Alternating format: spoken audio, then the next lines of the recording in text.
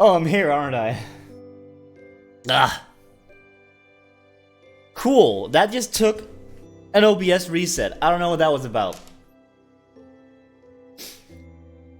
I will say for my own pride that I maintained that well before I hitting the start stream button. Okay. Did I say anything? I think I just said that Poi got with regards to the whole first redeem thing. But now we're back in business, baby. Actually, when I started up OBS, it did ask if I wanted to update it, and I was specifically like, no, please don't do that. You're gonna break me before I start my stream. And then it broke my stream anyway. Anyway, there's your redeem, Poi. Congratulations, you were the firstness. Congratulations. Ariel, you're the real OG. So anyway, by my calculations, we might be able to finish this game today. GovQ. I don't know what that means. I don't speak whatever that language is. British? I bet it's British. So let's see if we can figure out what's going on with Arduin today. Also, hang on, is this game loud? Tell me if the game is loud. Oh man, I'm no longer spooky. No more hype at. Now it's Christmas! No, not yet.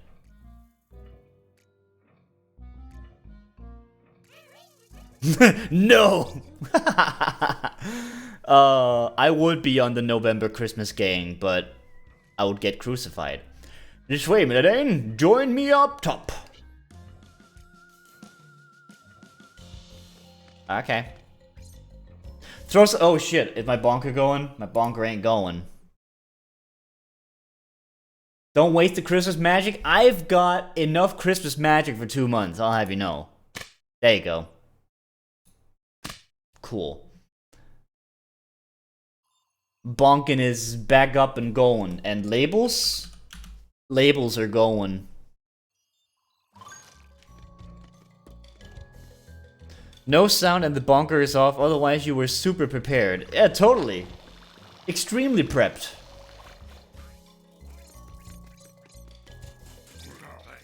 Ticket, show me your ticket. First of all, hello. Now, here's my ticket. What about the kid? Oh, my apologies. Here, Miladain, your ticket. With it, you can come and go as you please. Nice. Says the guy who hasn't streamed in 84 years. I mean, you're gonna be prepped when you do one. Go on, esteemed customers. You got it, buddy. Ooh. Solarion Park. Is this like a playroom? Hey, you, show me your ticket. Oh, welcome to Solarion, Mr. Miladain. Here, all your dreams can come true. So, where will you start? Rescuing the Citadel from a tyrannical beast? Visiting our park filled with fantastic creatures? Admire the honest in their high speed, high stakes hornets, not honest. Good job. Anyway, the hornets in their high speed, high stakes race while sipping a delicious beverage. Solarion will bow to all your desires. Haha. What's wrong? Were you expecting someone to ask you a favor? You're in Solarion. You don't serve the park serves you, Mr. Miladain. You are free. What do you want? This thingy? But of course, the client is king. Please take it. Oh, thank you, Majima. What, did I just get it immediately? It's practically worthless. Boss. What now? Can't you see I'm busy? We have people to entertain here. Sorry, boss. I just need to tell you that, and it's a pretty big problem. You fools! How am I supposed to sell sunshine and happiness in these conditions? Go back to work and I'll see you in my office tonight. Yes, boss. Sorry, boss. Oh yeah, before stream, Anya was talking to me about Mekaku City actors, and thus is now having a breakdown. Where's the Christmas hat? I already did the goof with the Christmas hat, and I got told off by chat.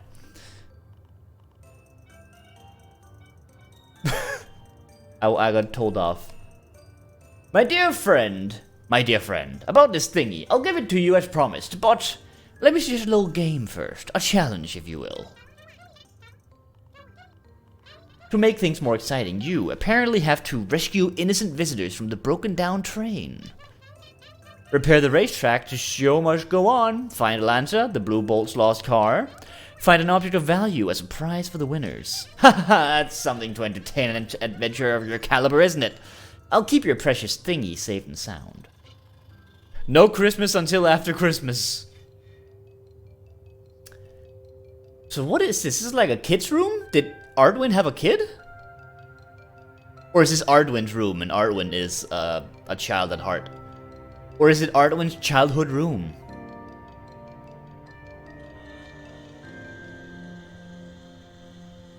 I love Christmas, but I'll keep it for December. I need the anticipation of Christmas to carry me through November and can't start celebrating yet. Ah, I see. Whatever this is, everyone is clearly dead. I would assume so. Walter, the old con man, the thingy has no value for him. He just wants you to work for free. And you don't really have a choice. We need to make this race happen. We're missing a piece of track. A car, spectators, the cup. Child's play, really. Okay, cool. Let's go get ourselves some Tinykin.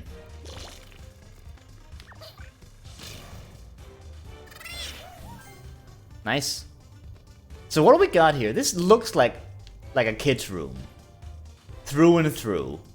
With all of the goofs and gags that's going on here. And it doesn't look like Ardwin's, because Ardwin is from like the 60s or something. And I don't know, maybe I don't know 60s toys, but some of these things look a little bit advanced for them.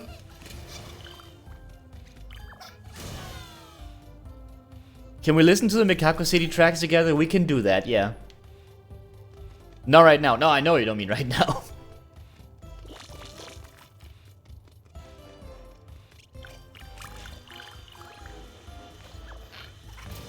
Maybe Ardwin had a kid.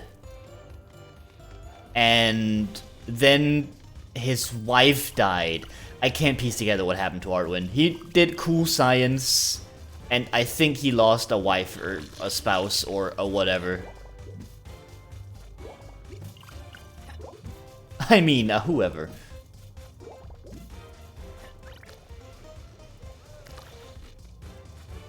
Aww.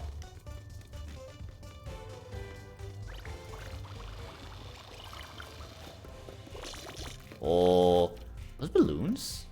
Oh! Oh my god! These look more glowy, but did anyone else have like the glow-in-the-dark stars on their on the ceiling of their room as a kid? I remember having those, and I was like, they need to glow more, and then I would like light up like a flashlight at them. We should go down there, and then activate the silk thread. Hey, Xehanort! How's it going? Boop. Oh, excuse me, that boop was me mimicking system noises because I am a parrot. And I think something disconnected on my computer. Chillin' for now? Hell yeah. What is this? Oh, this is the bridge ones. Work later? Understandable, have a work later. For now, you're stuck in the chair here.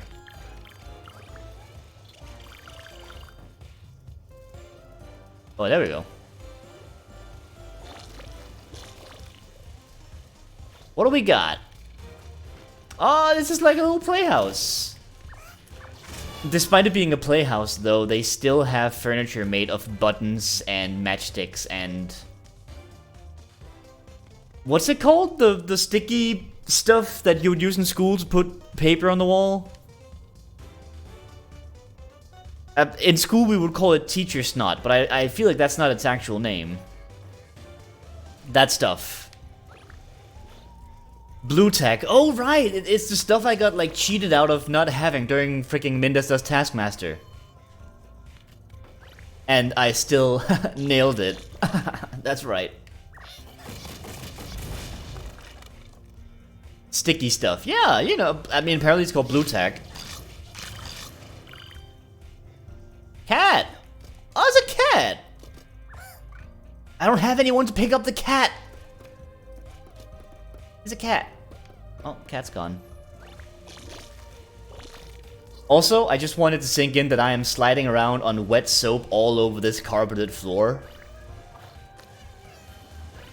Cause it's making me uncomfortable. Oh, is that some massive, gigantic, not specifically Lego? I think it is.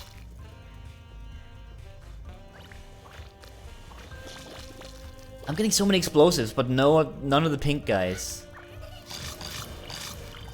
Tinykin Skater Pro. We need more syllables for it to match with the Tony Hawk thing, but yeah, Tinykin. Tinykin. We'll workshop it. We'll figure it out. Beautiful. Again, a lot of active candles in Arduin's house. Like this entire place is a big old fire hazard. But then again, Arduin might be dead. Oh, did that throw something at Chris' work? I was zoned out.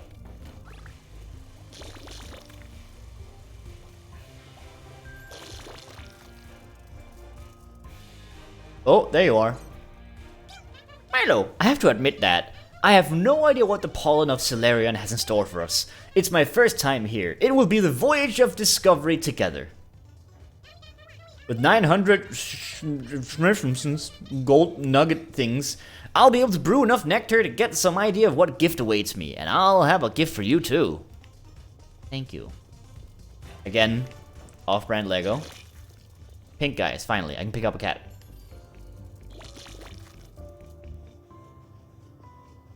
Ooh, I don't like that. What is that? Oh! There was also some sort of implication that Arduin made something... Ooh! Everyone, get a nice look of Gasper before he decides to disappear off into the nothingness. Very important. Alright. Bye, Gasper. Oh.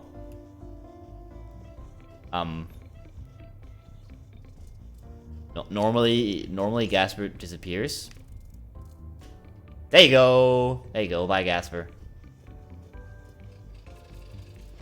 It's a little awkward. Yeah, I think Gasper's a ghost. Or very fast. But this is where the race starts, but we need a blue guy. No, I'm not racing today. I'm Shumi's teammate.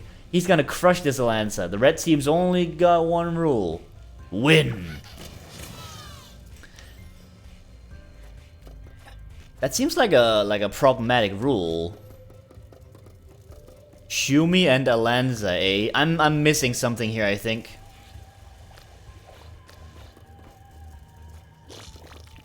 I don't know what this is in reference to.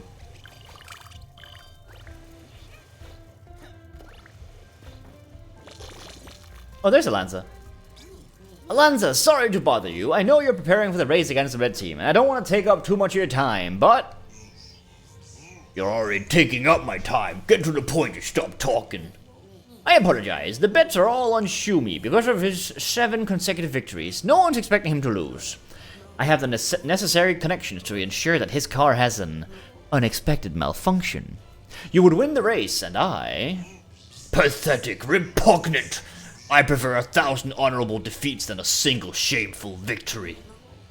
You've misunderstood. Laughable vermin, rich, powerful, you are nothing. You're not worth the effort it would take to sting you. Also, I'd probably die, because I'm a bee, I think, maybe. I'm sorry. Schumacher and Alonso, F1 driver, the Formula 1 driver. Okay, I see. Yeah, no chance of me getting that one. I could not give 2 hoots. Although I do know the name Schumacher, I guess. Blue! Okay, cool. Oh, I can grind myself through the racetrack. Except the loop-de-loops. I can't do the loop-de-loops even though I really want to do the loop-de-loops.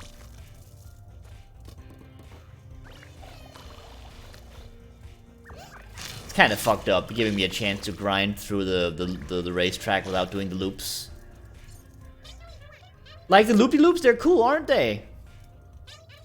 Alanza did one at the last practice race, rolling around at the speed of sound, and she and her car went flying onto that shelf up there.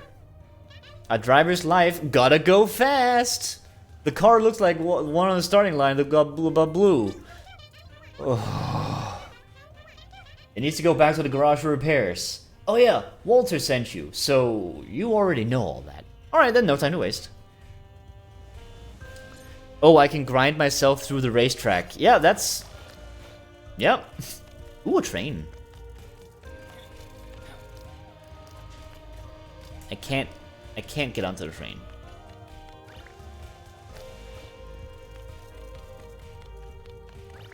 Ooh, who's that? Hi there. Oh.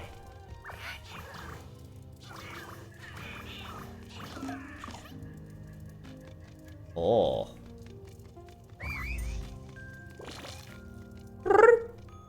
Oh!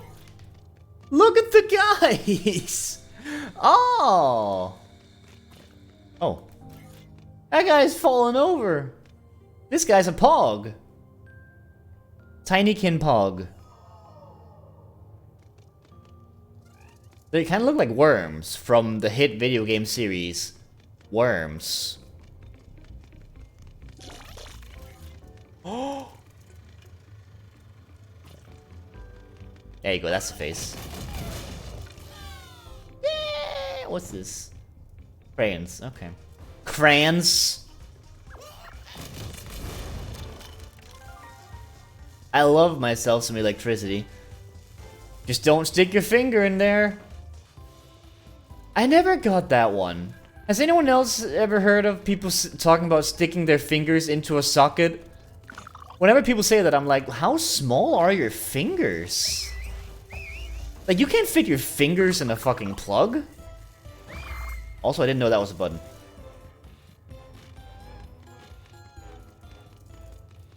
Like, not even a tiny kid, like a small toddler, will have fingers that are too fat for sticking inside of a socket. Oh.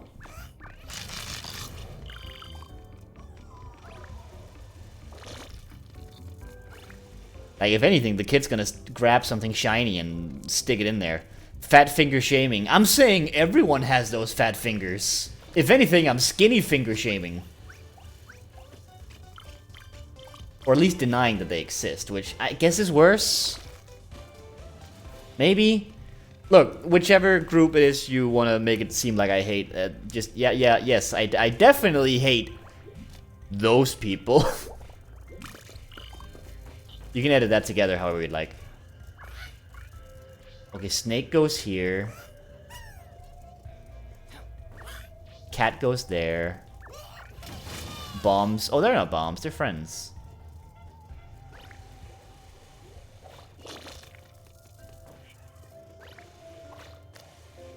Oh, little book tunnels. That's a lot of books. Arduin had a lot of books.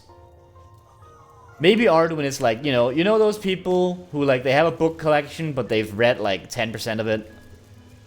Is that most people? It might be most people.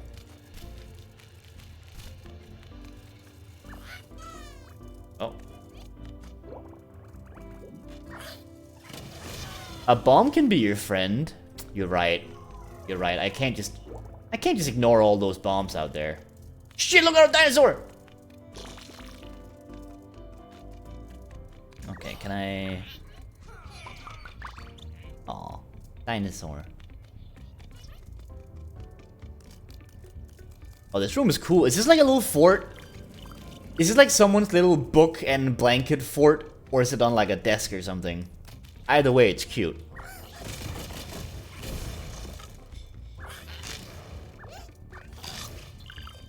Here's a book. And here's an open socket. Also, the wiring in this fucking house is broken. Every single socket is zippy zapping like crazy. This house is a walking fire hazard in every single imaginable perspective.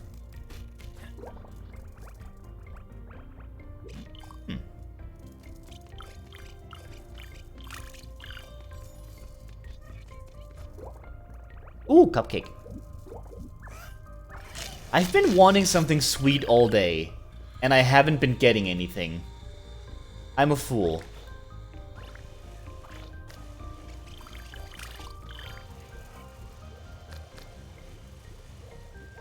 So the race continues through here. Ooh, what do we have here?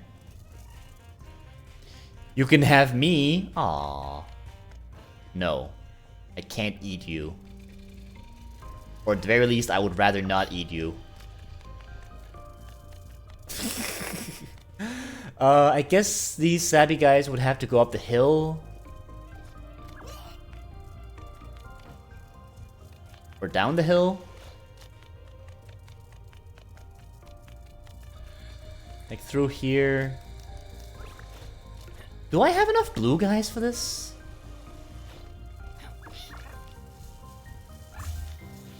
Okay, and they can't go down any sort of slope.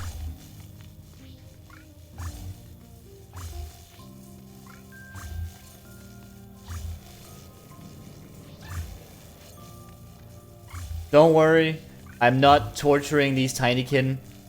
They greatly appreciate being connected to a plug socket for all eternity. You've got enough to dab a D, but maybe not enough to dab a da. You're right, you're right. Yo, listen! Shit.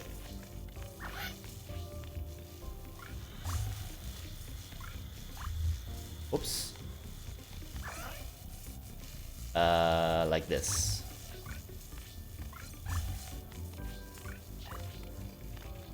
I was at a place where they were playing music for some reason.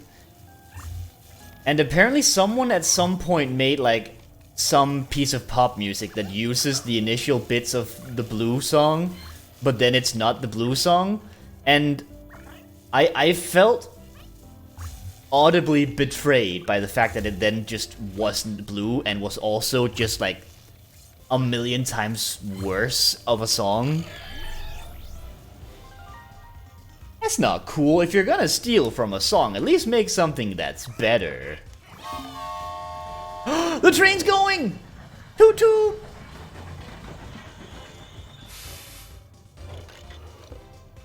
Ah, beautiful. Hey, Sticks. Hi. It's going pretty good. We're in the Tinykin world. Whoa. And I am talking about the blue abadi abadai. These guys are just gonna live like this, I guess. See, rookie? Here ends today's lesson. In the railway industry, everything fixes itself. Anyone who's ever had to have a train commute must feel this very strongly in their gut. No need to panic. But it took a long time. The passengers are furious. Ah, who cares? They don't have a choice. They have to use our train. That's what's so great about it. Yeah. Yeah, I can hear BMO, like, sizzling in the background. I feel seen. Yes. Hi, BMO.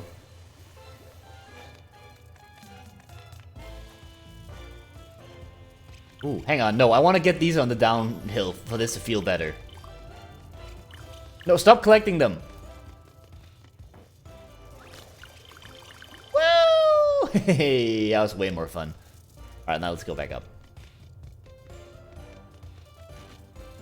Oh. Oh, we can do like a skating thing. Hold on. Skating! Woo! Tinykin Pro Skater. I mean, I guess his name isn't Tinykin. You know what? Fuck it. His name is Johnny Tinykin. Oh. Yeah. Is that a whoopee cushion? Oh, Lefant! I don't have the pinks to lift a Lefant.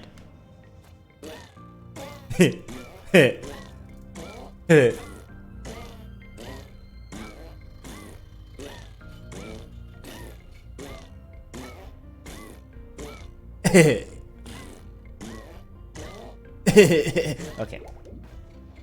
One more.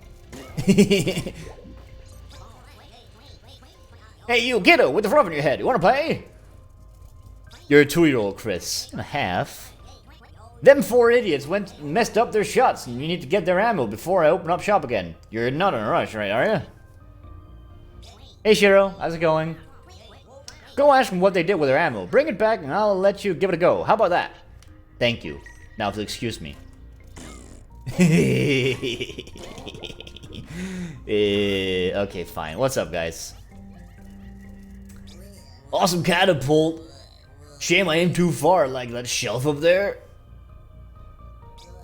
Got nothing left to shoot unless what's the airspeed of velocity of an unladen dung beetle?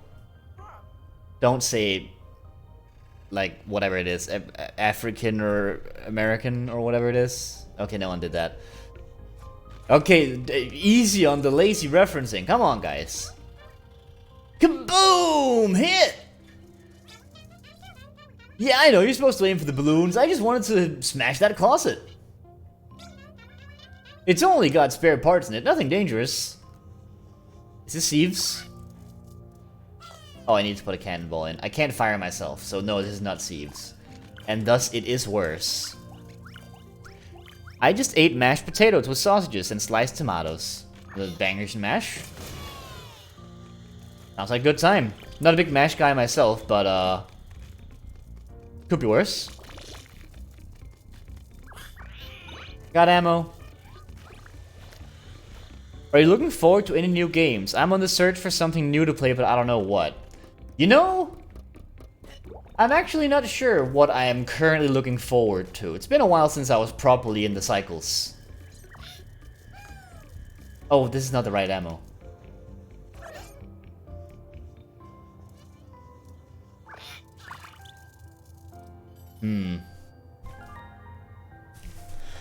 Play the Macaco City Records album on repeat. That is not a video game.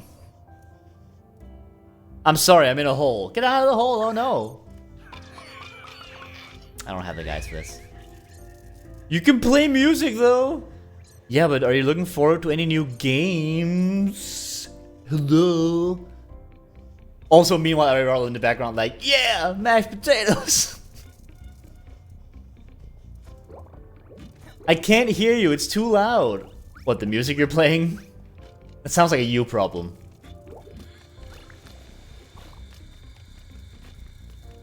Okay, let's get to that other piece of ammo. Ain't that an anime? It is an anime.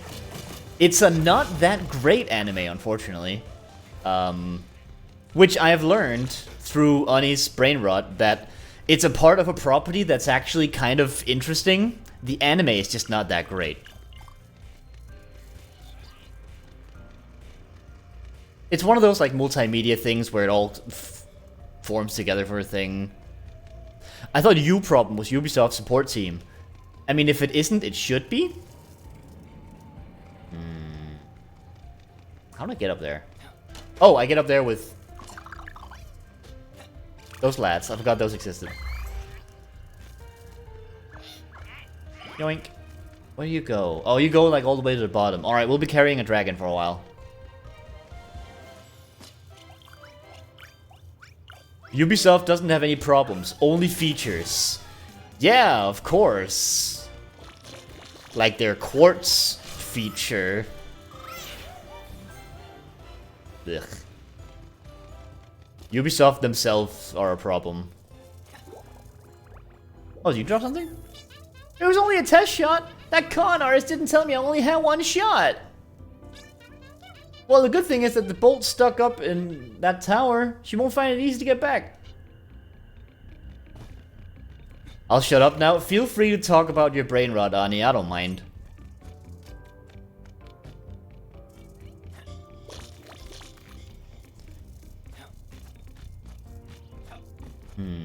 But yeah, now that you asked the question, I don't have any games on my radar at the moment, which is kind of interesting. Usually I've got some stuff on my mind.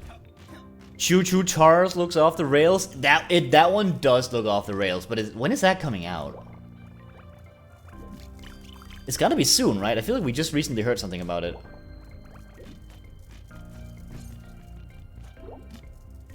I guess the issue is that I've got a lot of games that I might be looking forward to, but I have no idea when anything is coming out anymore because time isn't real. 7.03 on Mal, kinda low for me to watch. Again, I'm telling you, the anime itself isn't amazing. The premise, however, is quite interesting. Time hasn't existed since 2020. Yeah. Yeah, that's valid. Like, literally, like, I got a message from Ariel the other day where, because I'm signed up for his Patreon-like thing, and he messaged me, he was like, hey, it just did like a 3-month thingy? That can't be right? Because we were both of the mind of like, yeah, it's been like maybe a month, right? Turns out, it's been like 3 months and nobody knows what time is anymore. Look out!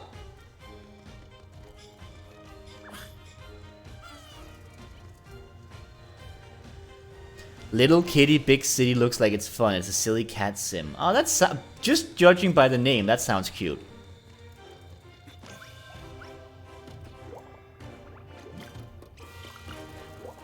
Eh. My lady, 'tis not a wound or a curse that paralyzes me, but the sight of your smile. I'm sorry, but my husband awaits higher up, and you cannot abandon your quest. The beauty of the most resplendent of cups is eclipsed by your aura. I will give up the greatest of rewards, but for a moment with you. Hey, you need to calm down for a bit there. Stay here, if you want. But I'm up there to get that damn cup. I love indie games. Yeah, me too. Honestly, indie games are where it's at. What's that? It's like a big fork. Listen to Edge Runner's theme song on repeat for a week now. Did a PR in the gym with that Crybaby song. I don't know this song, but having it on repeat for a week sounds like a mood. I've been there. We're all excited for What Lives Below. Oh my god, yeah! I can't believe the first time I'd seen that was during the stream where I was just idly going through itch games. That one's really cool. But I also realized that it's being worked on by like one person who's also a student at the same time, so like, who the hell knows? I'm most listening to the most relatable song, Galactic Mermaid, lately. Actually, Galactic Mermaid is the group? I think. Maybe. I don't know. But it is a good song, though. I'm currently listening to Macaco City Wreckers. No way! Wait, what do I do here? Move this? Oh! There's a plug. So whoever had a child in this room, they just kind of very vaguely put up like little pieces of toys in front of all their sparkling fucking plugs. And they just called it a day. The song is Galactic Mermaid, the band is Mermaid Sisters or some such. No! My correction has been corrected! Oh god. That was cool.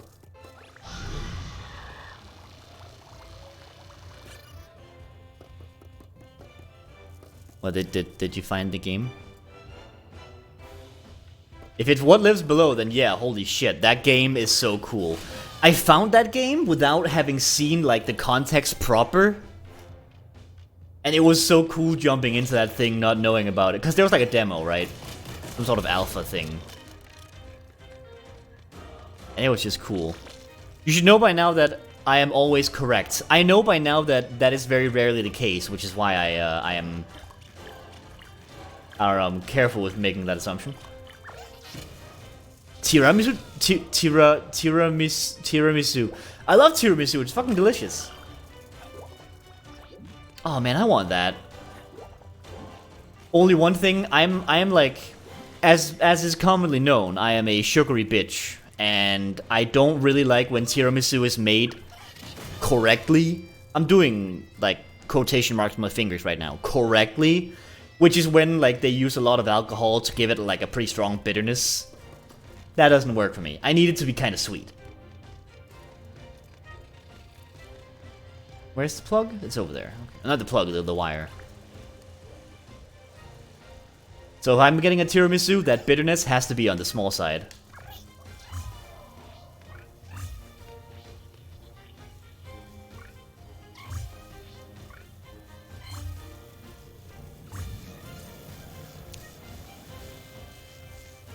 Oh yeah, you should totally try the What Lives Below demo. So good.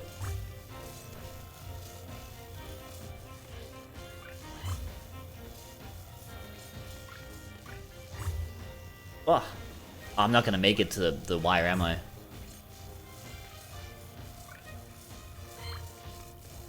Wait. How do they have this countdown?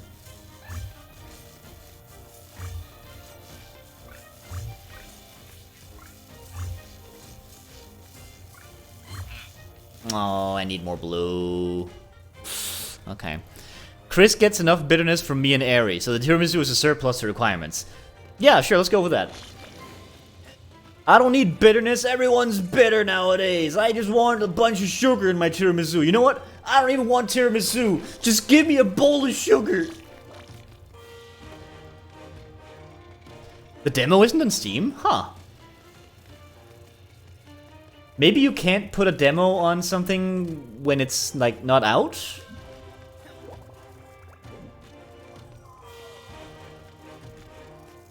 Like, maybe it has to be early access or something.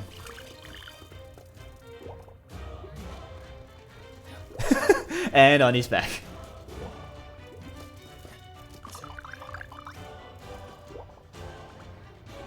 I think there's also hassle in even getting demos on Steam. That sucks.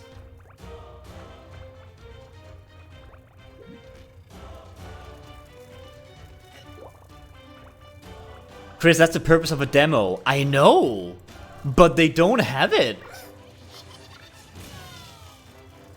This is an issue with Steam, not my brain. I'm aware of demos. I'll have you know, I had demo discs. I had games that were just demos, and they were great.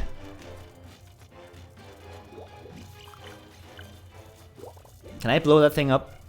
Oh, definitely not. Can I make a tower up there? Yeah, I can. Oh, this music kinda slaps. Bam, bam. Demos on Steam? Madness. Only if the game's out, I guess.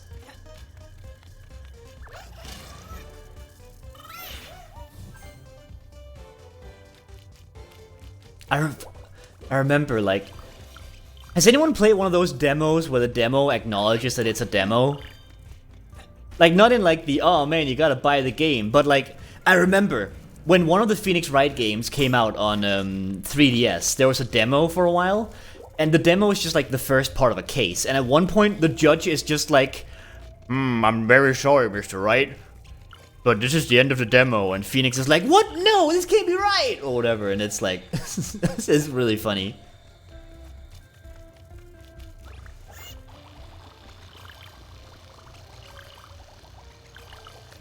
Or like, didn't V3 demo lampshade all of that?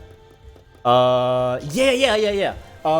In Danganronpa V3, they do like this thing where they're like, oh man, you know, here's the protagonist from the other games. You live in the protagonist dorms, and you're a protagonist together. Isn't that great? And then they just like, I don't know, I think they make like a murder that doesn't exist in the game or something.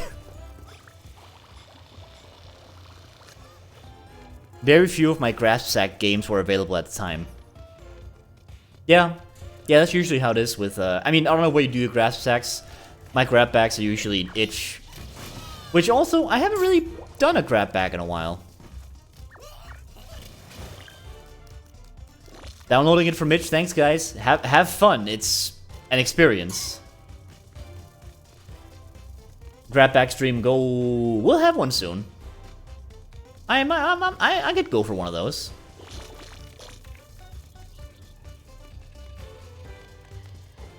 Oh man, I kind of want to take this ramp down. If your back is most often itch, you may want to see a doctor. That is fair.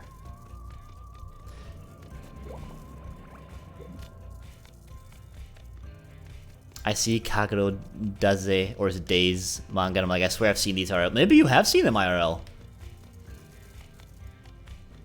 Maybe you've seen the cover or something.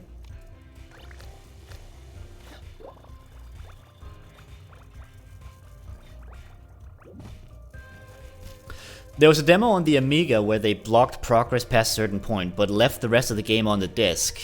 But the unlock all levels heat was right at the start of the hub world, and they forgot to disable it.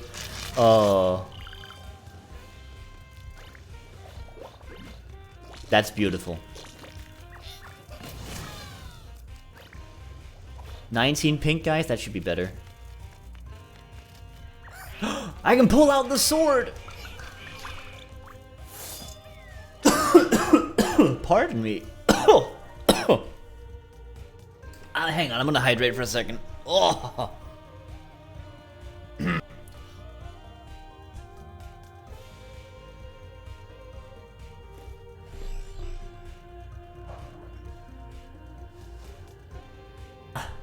Okay. Whew, excuse me. I didn't die, I'm okay. Hey, the chosen one of pure heart isn't supposed to bring his friends to yank the sword out as a group. Well, fuck you. Hydrate? I just did that. I can do it again.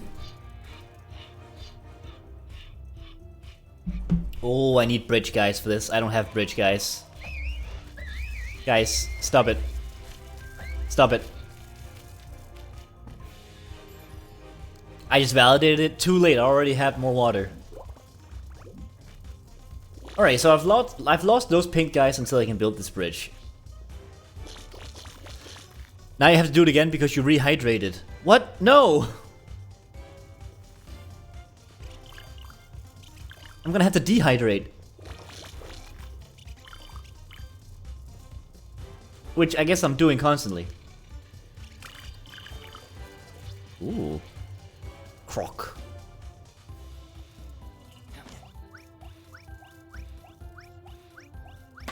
Ow!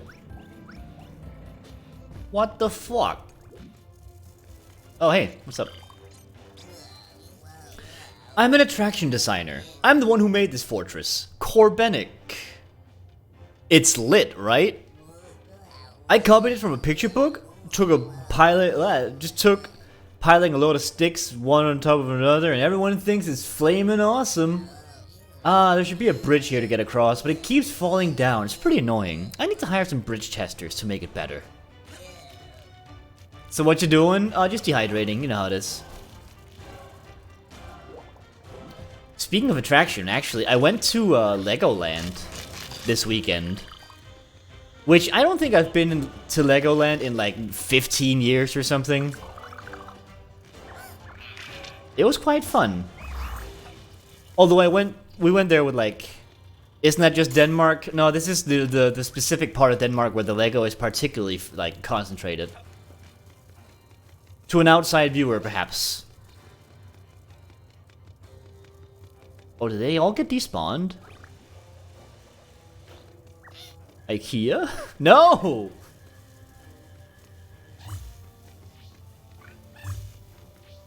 IKEA Sweden!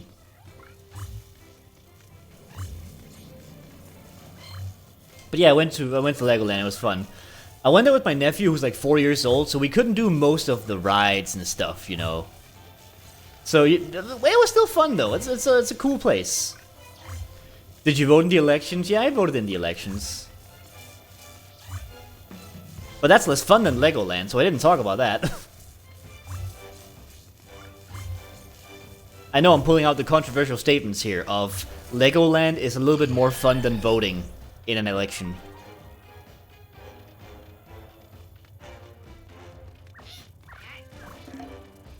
But yeah, we tried some rides. There was even one ride where, like, we were in line, and by the way, theme park rides, they take forever. That's like a rule of law, right?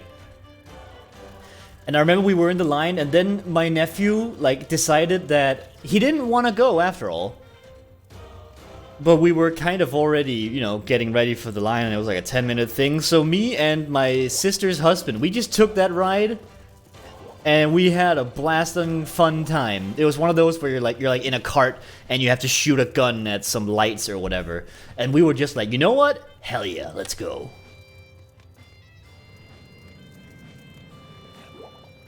It was a ride, and I only killed 2 people. Oh yeah, you found a new bridge. You're on fire. No, I'm not. 19. I have 46. Okay.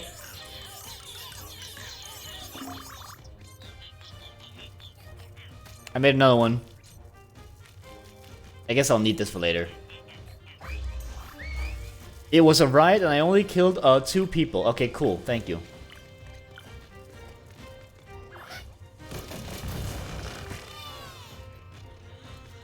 Yeah, it was fun.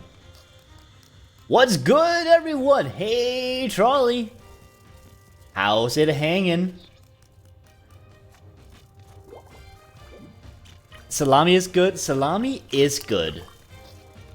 I had a sandwich today with Turkish salami in it, and it was delicious. It's good. Yeah, nice. What's over here? Oh, that's just the edge. Why are there no more whoopee cushions? Chicken stir fry is good too? Mmm. You know what? Yes, I would say you're correct. Chicken stir fry, also good. Oh, the Tinykin are still trying to move a sword. Let me just...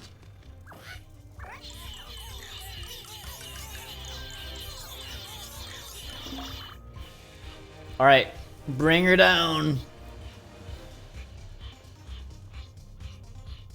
I don't know where they're going with this. They just have a plan.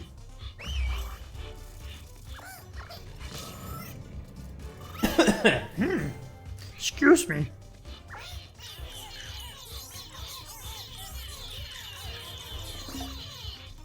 Go.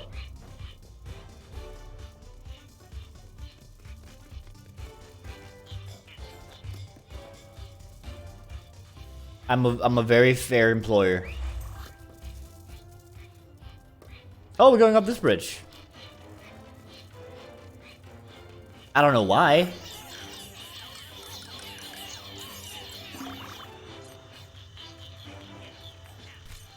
And then past here. What are we stabbing? This thing? What are we stabbing? Don't get me wrong, I'm not saying I'm against stabbing someone, I just want to know what we're stabbing. I mean, something.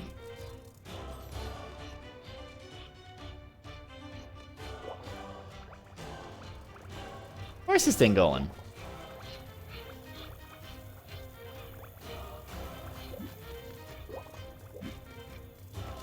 Is it relevant to know what / who we're stabbing? I kinda, a little bit.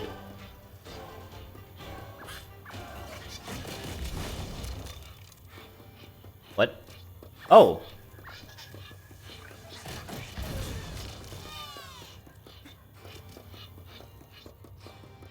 What? That wasn't a very magical way to open that. Is that even legal? I don't think we have laws here, dude. Is there like a beast to slay? There is a beast to slay. Okay. Is it really though? A little bit.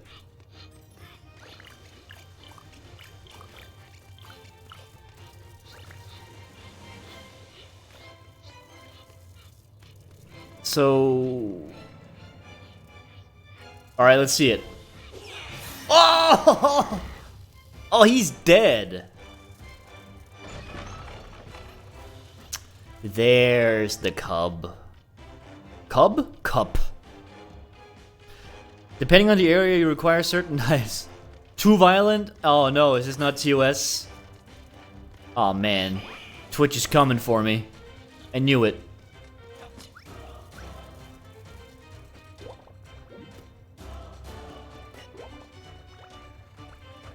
I didn't have anyone tell me to kill this thing. I just kind of did it. Like, this was entirely a cold-blooded murder.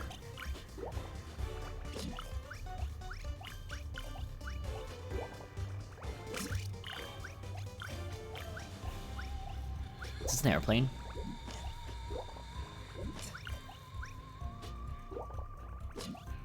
I like my chicken breast well cut, man. Sure. That's a way to put it. You'll be the subject of a Netflix documentary someday. No! As being a cool guy? It's a Netflix documentary, but it's all just, here's Chris. He was kinda cool, I guess. Anyway. That's the entire documentary. Where am I going? How about over there? Netflix talk about just some guy. Oh my god, yeah, like it's like the first part of a documentary that's covering someone who then did something terrible, but the shoe never drops. It's always just, you know, he was a normal guy with a normal job, and he went out and he sorted staplers, and then he did inventory in a store, and then he went home and said hi to his wife, and then, you know, it just ends eventually, like, never has a drop. Not me covering the description of Mikako City manga with, like, spoilers, as if I don't know this series better than the back of my hand. I mean, I can totally relate to that, like, when there's some piece of media you're really into and you've basically consumed all of it, but you're still like, wait, what if it reveals something? What if I missed it?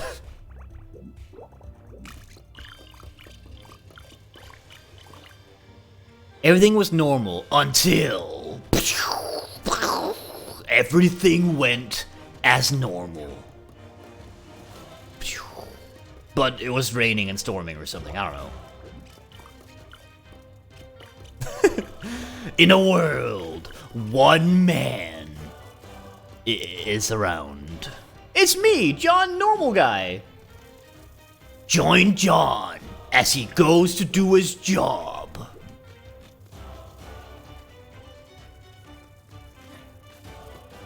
I gave up on the bit. I don't know. He's like, oh man, here I am doing my job. And then he goes to sleep. Good night. John Normal Man. No. Chris Pratt is John Normal Man. John Normal Man, please tell me he has a crossover episode with the other John. No! Unless... If you provide me with a dump truck of money, I will consider it.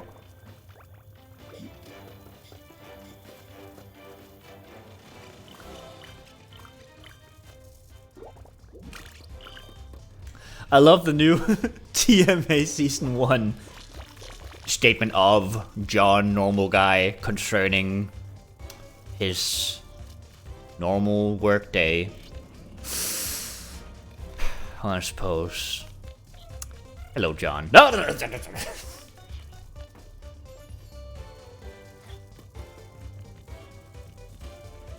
This guy's still around. Where's the plug? There's a plug for this wire somewhere.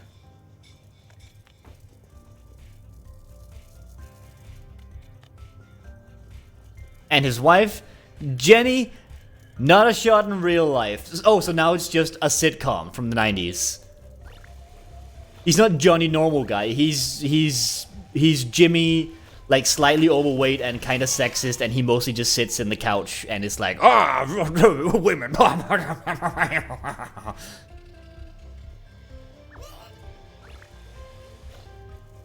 And then every 10 episodes or so, we need to have a moment where we're like, "Aw, they do love each other. Aw." That's just Married with Children. Oh shit, you're right. Married with Children was like especially mean. Or maybe I just didn't watch a lot of sitcoms from that time, but I feel like that one was particularly mean.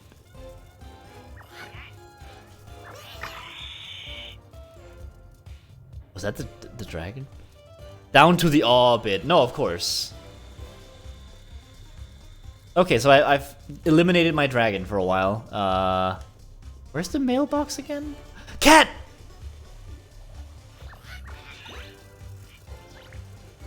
Sorry, I saw a cat.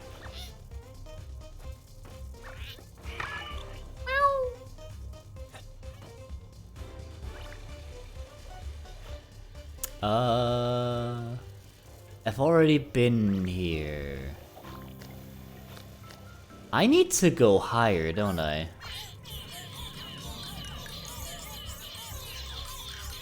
I need to go to the top.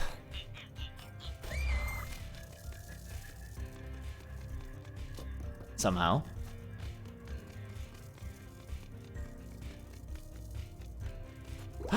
Yes.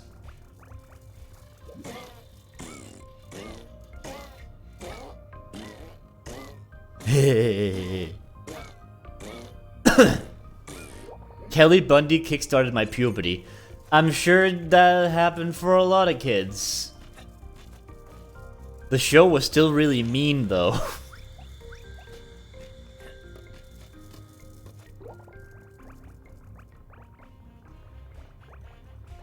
But I guess that was really just kind of the standard.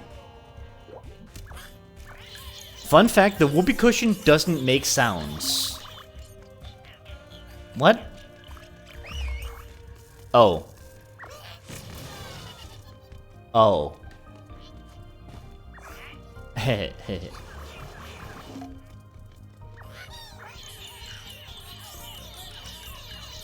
Oh.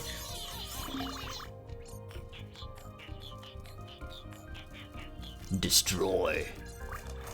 Oh god! They're dead! What?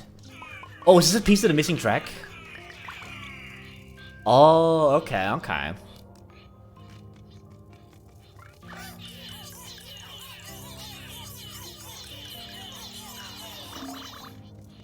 There we go.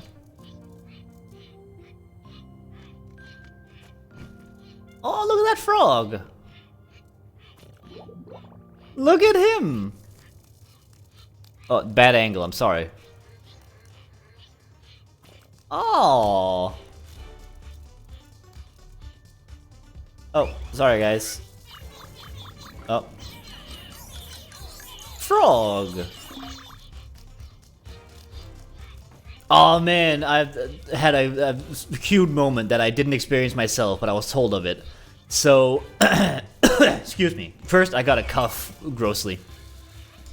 Apparently, Ani was calling with a friend who was watching the Frog Detective stream, and apparently they just opened up the call by being like, "That Frog Detective game was so cute!" And like they'd been checking out other people play the game and stuff, and it was like, "Aw, we did that. We played that game and showed off the Frog Detective. Aw." I like that. Wait, what? Oh! Excuse me.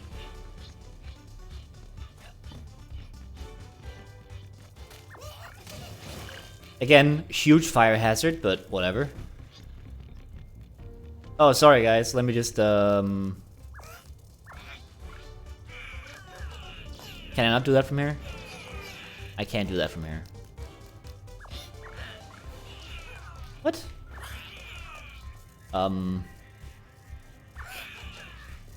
Okay.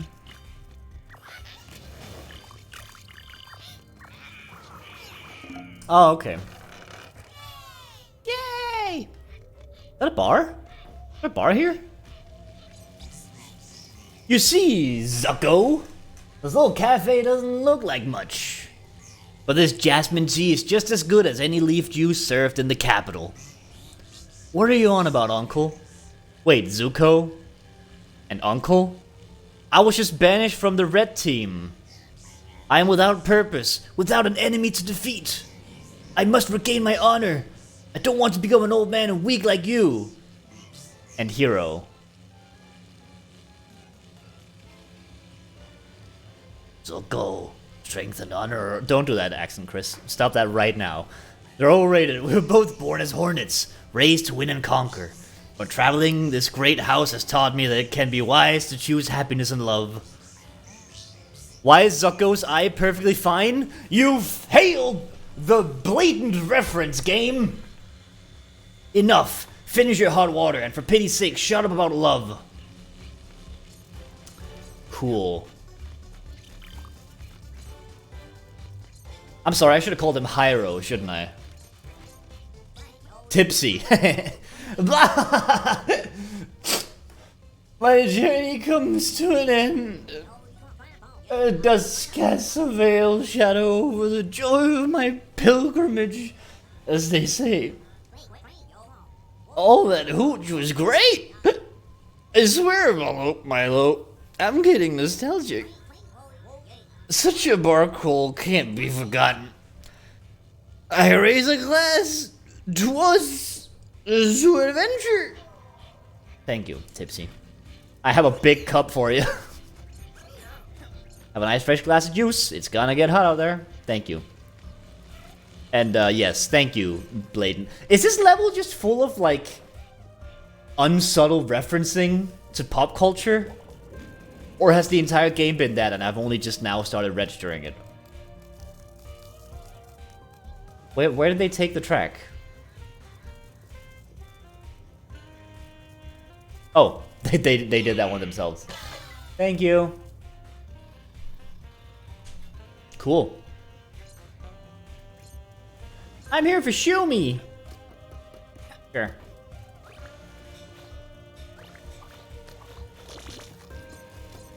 Gasso.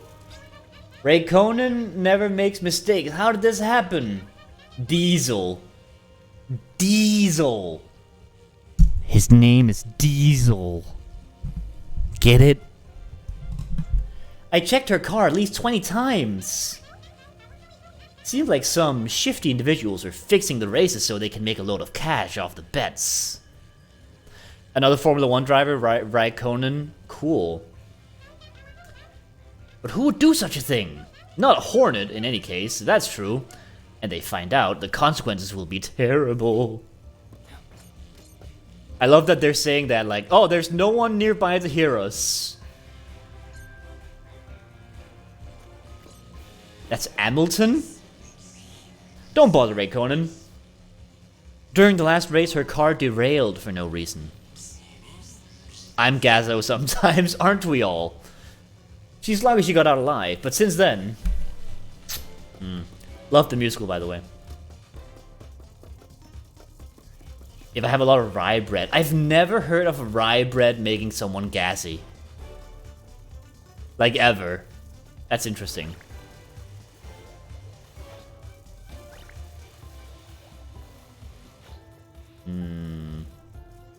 Whoever made this likes Formula 1, I guess. Apparently. It's a good thing I have a freaking dictionary for it, because I don't give a shit. Ooh, crocodile. Oh. Apparently it's a heavy crocodile.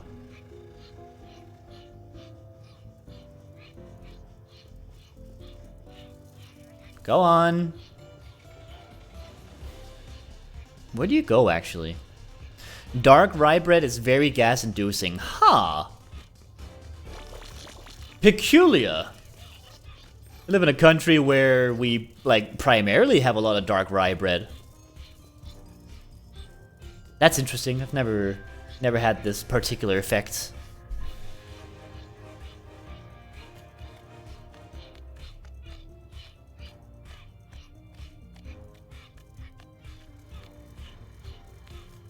I nailed it. The timing's down. I've nailed the timing. Oh, and there's a wall. Timing's still good. Shit. Yeah. Okay. Cool. Where does this trophy go? It's gotta be like over here, right? Or not? There's some German rye bread that is actually named in reference to how gassy it makes people. That's bizarre. I don't know where this trophy goes. Is it up there?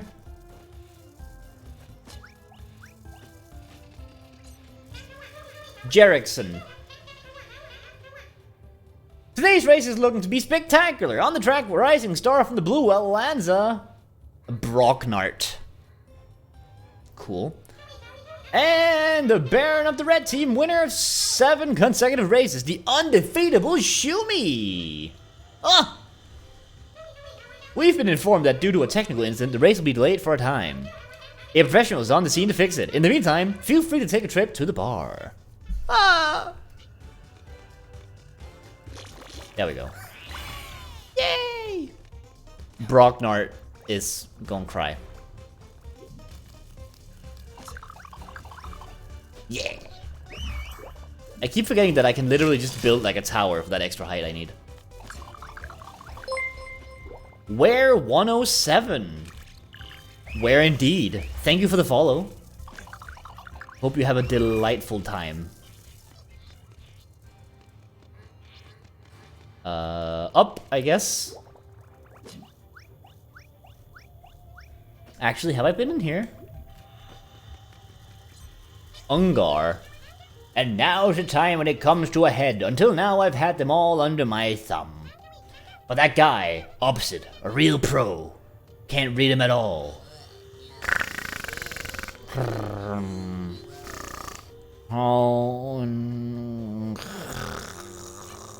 What? Haha, this time you're gonna home with empty pockets. All in. Kashina. Cool. Very well, reveal your cards, please. Stop trying to be smart, Kit. You fought well, but I've got you now. Flower flush for the end, and a straight royal leaf flush for the silverfish. Oh, what? Ah, cool, man. That was fun with this cash. I'll go grab a couple cold ones at the bar later. Another round? This is a nightmare. Am I the one sleeping? Yeah. What's on the menu? Oh. Lions. Lions are on the menu.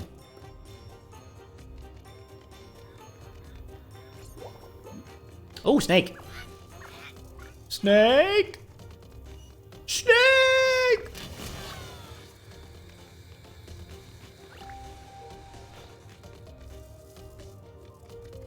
This is a whole ass casino, but like it's the kids' toys. Kajito? Is this gonna be a Kaiji reference? I don't know. I've forgotten this feeling, this bitterness, this rage running through my veins. I remember now. I remember what it's like to truly play, to dive into the abyss. I hate it and love it. I'll play until I pass out. I think I need some tokens first. This might be a Kaiji joke. Kaiji's a good show.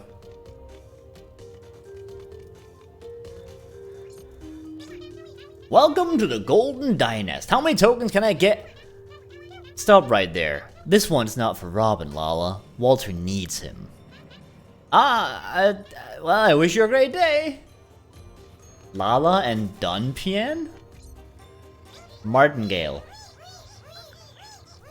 If you know what you're doing, you can get a lot of money from a casino. You just have to know what you're doing. Look at me, for instance. I've got a secret technique, and if they ever learn it, they wouldn't let me in.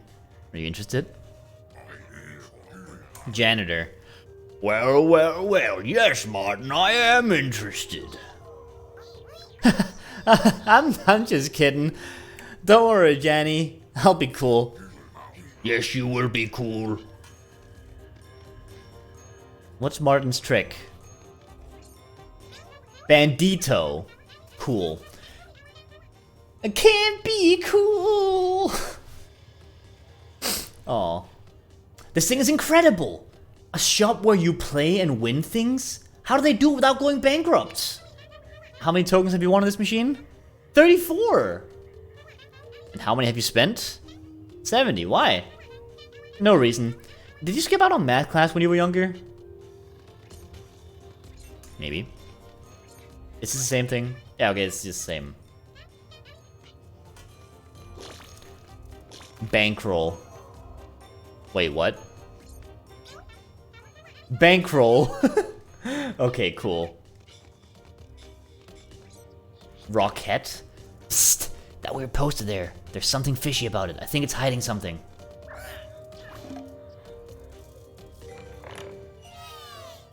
Yeah, so it is. Somehow.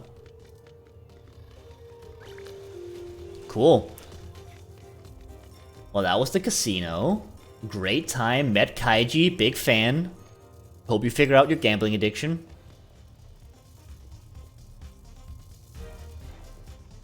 Would have been more funny if it was a poster of some fish. What, like red herrings? I'd be for that, yeah. Where did I open the thing? Like, I opened a secret door, but where is the secret door? No, there's something fishy about it. Oh, you know what? That makes way more sense. The big wheel is stuck, and that poor dung beetle up there is not looking good. I hope the spinny wheel's gonna spin for her soon. He's not gonna look into it, is he?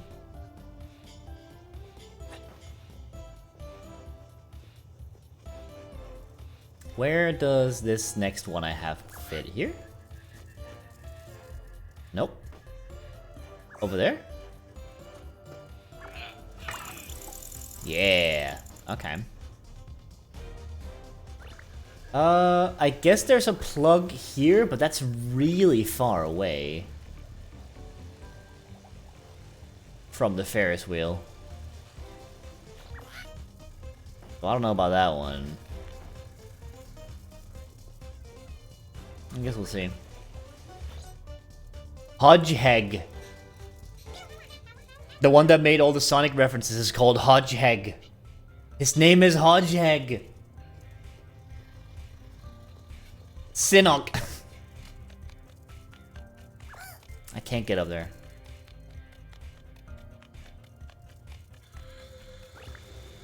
Ooh.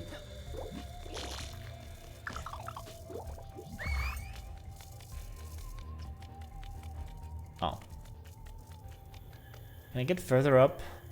Only to the plug.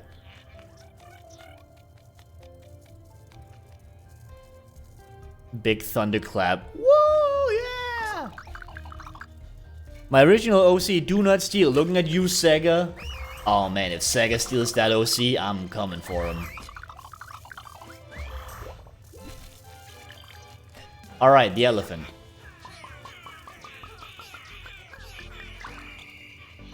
Whee! I assume they're gonna carry him to the ground. No?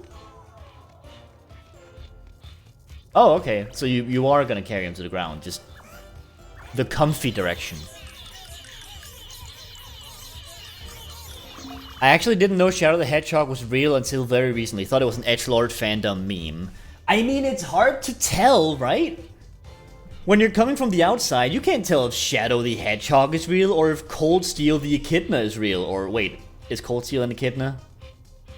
Whatever, you know the one. Nothing personnel, kid. You know the one. You know the one. You know the one.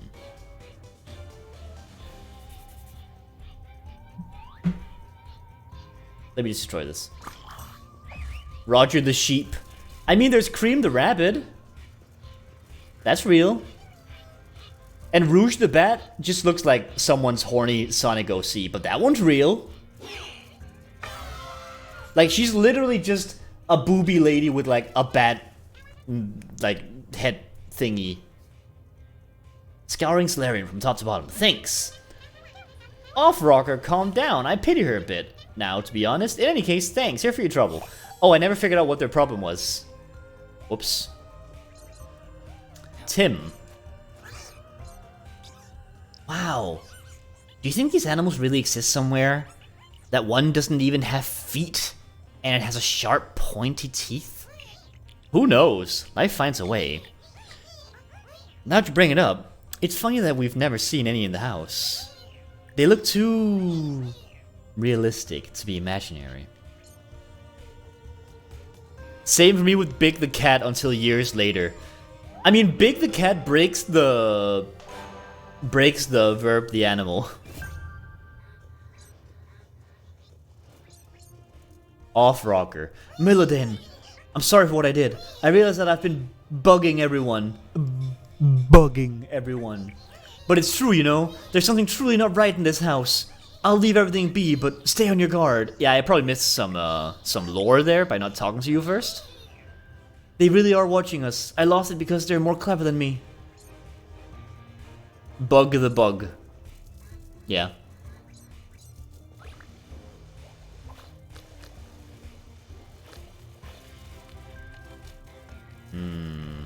Oh. Where to next? Oh. I've got some plugs that I haven't found yet. Whatcha?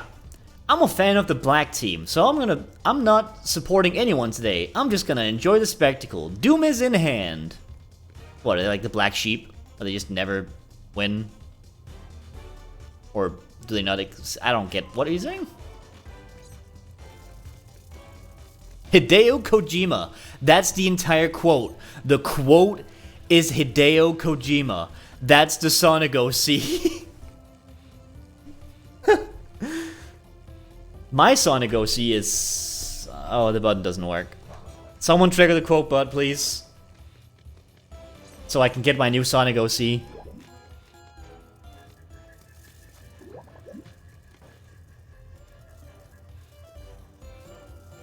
How do you jump? Mango. Who's Mango? Jump the mango, no!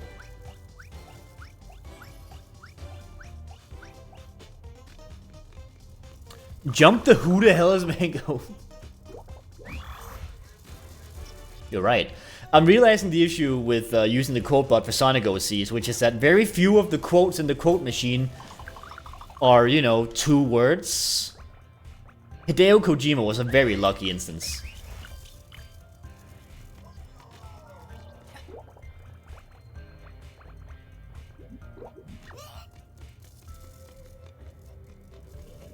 Right, fine, I'll take the route. I'm pretty sure they are. Watch this.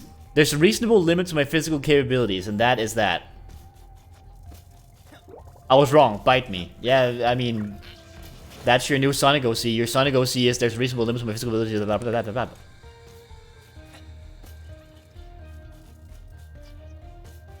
So, like, you'll just have to live with that.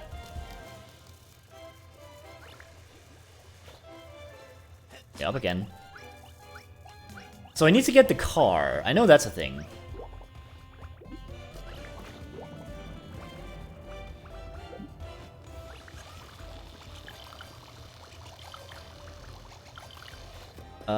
Where is the car, though? Ooh, it might have been inside of the cat tower? Or over there? Let's check the cat tower. This is like a cat thing, right? This looks like a cat thing.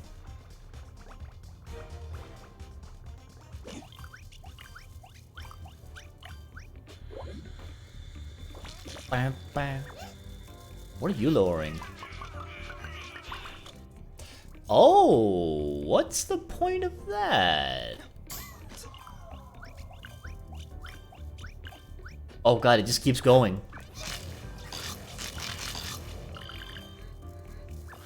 Oh yeah, I needed this bolt. And And now for the question of, can I do something from here? Not really. Let's explore the rest of this tower.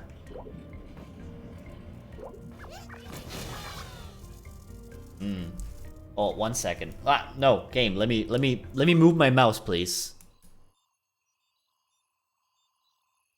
Okay, cool. Ah.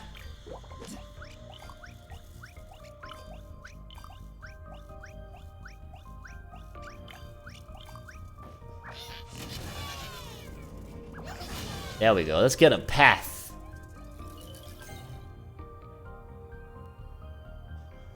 I mean, I guess there's this.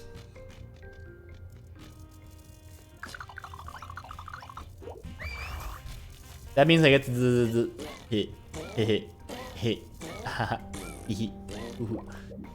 large the bust. I think that's just Rouge the Bat. Also, why do I have a quote that's just large bust?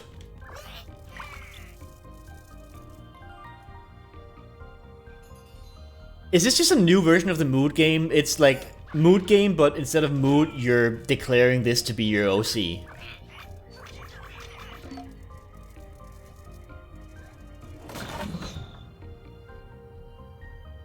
Son, my child, could you blow up, please?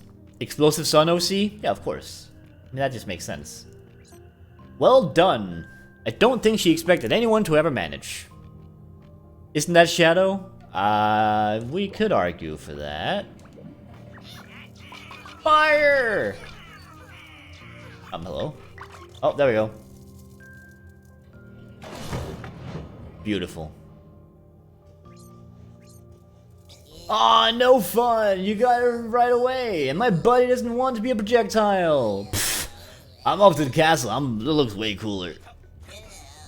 Or is it Omega? Not too keen on the lore. Sonic lore is also very, secondary in my mind, I think. Where's the cannonball again? Up there. Where's that? It doesn't really help that you just show me where it is with, like, a fade cut. You gotta, like, move the camera so I know where it is. I assume it's up there? But if you do a cut, then I'm not gonna be able to know where that is in relation to myself.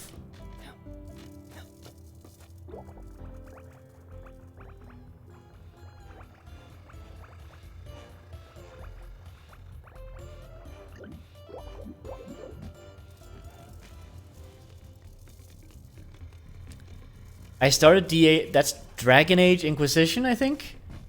And nothing in that game is designed for humans. I remember playing the demo for that and finding it very empty and uninteresting. Alright, Styx, your OC is, wait, do I not want to get licked? Which, honestly, that seems to check out with what the general vibe I've been getting of OCs in general, that seems to check out with that world.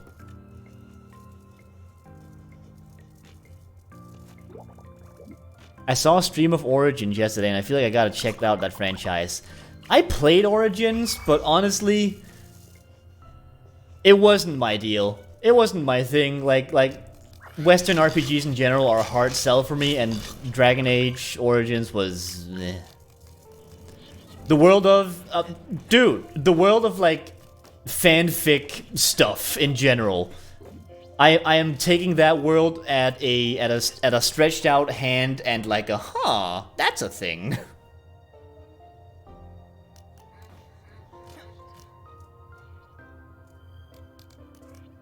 I mean like OCs dedicated to specific worlds. I don't mean people making characters. I like 2 way more than Origins, and you won't find many people who agree with me. Oh, I see. OC isn't just a fanfic thing, so I was so confused. Understandable. Remember, I don't know these words.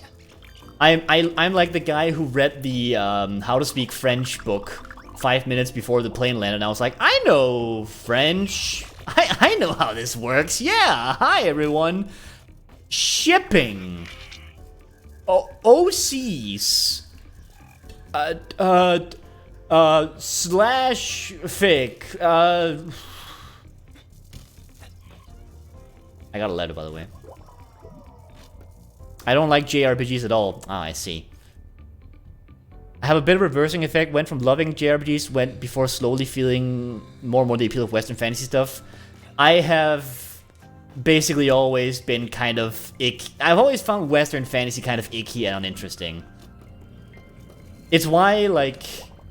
It's why the new Final Fantasy 16, that one just looks really uninteresting to me because it looks very Western fantasy, and I'm like, gross. I'm not interested in orcs and elves, and oh, it's all like, it's racism, but they're orcs and elves, so you don't have to think about race or whatever. Like, I'm bored. It's always like warring factions of this group of people and that group of people, and there's gonna be a big war at the end, and I don't know. Western fantasy is a heavy colonialist vibes at all times. I see. What about JRPGs? JRPGs are goofy.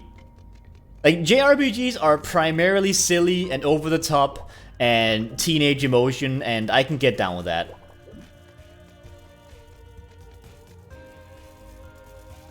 I just want good gameplay, fight me. I think no matter which of these sides you're on, most of us just want a good video game experience. So I think that checks out. I'm not gonna fight you. That's why I take the fun elves and demon boys and make them win quests with the power of love. Aww.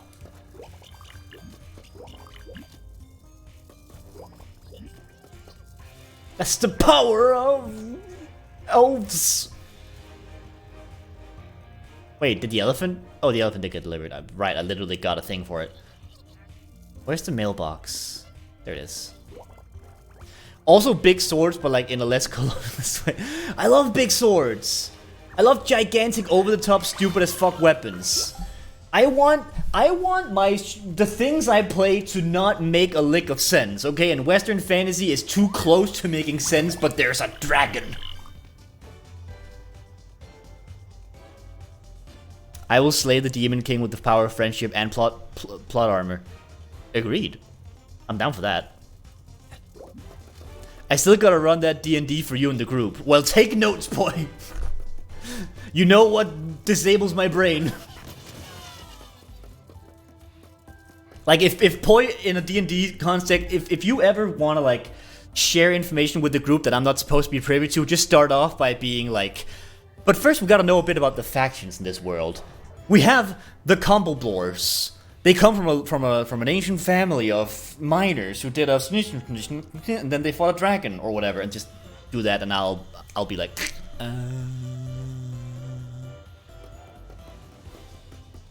Also, hi, decent, by the way. Sorry, I was rambling. Pikmin 4 is looking pretty good. I haven't actually seen any of the gameplay elements of Pikmin 4 yet. I do love historical lore, but I'm only gonna give it out if someone wants to hear it. I can get down with both political intrigue and historical lore. I just feel like when it's presented to me in like a Western RPG or like something like that, or a fantasy thing that's very Western, my brain is done. It checks out.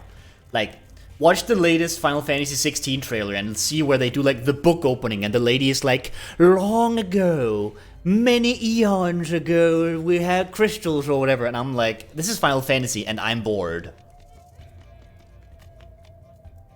I just remembered, isn't Final Fantasy VII Crisis Core next month? Holy shit, you're right! Wait, is that next month? Crisis Core Reunion release. 2007. Thank you.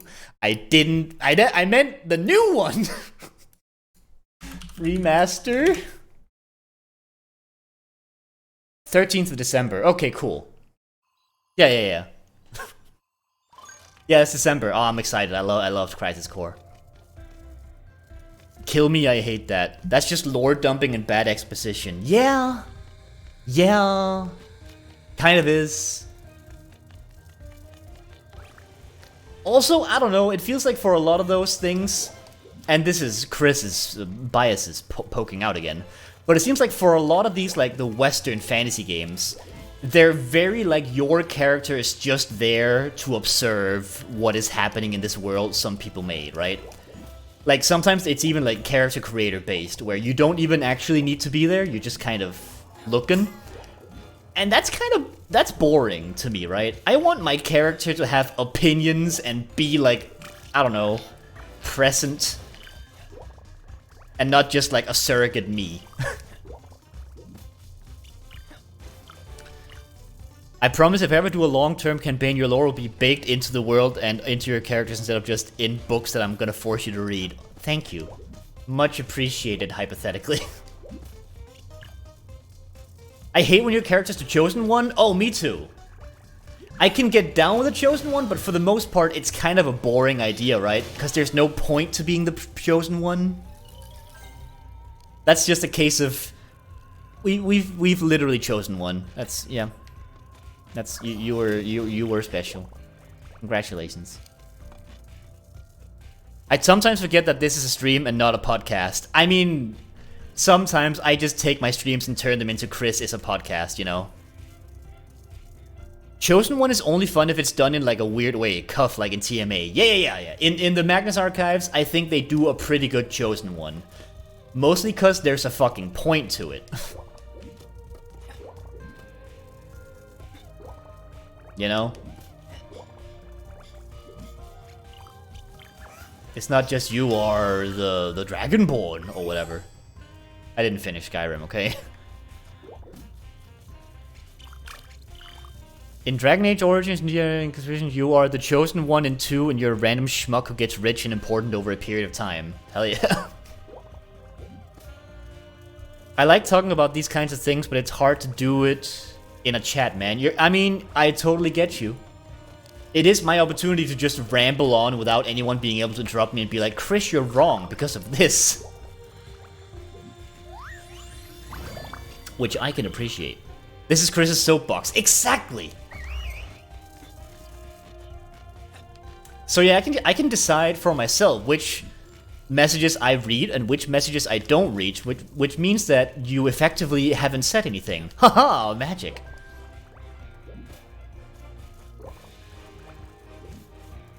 When are we getting Chris soap opera?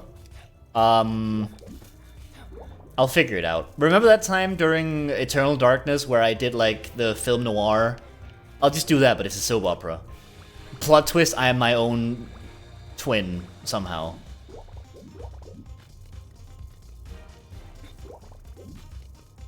Oh, I have a redeem here. It's very weird. Poi wants to say that he's wrong.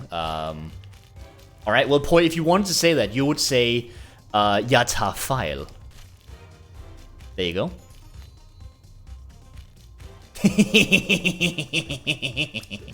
Anyway. Eat shit, I hate you. This is the best response.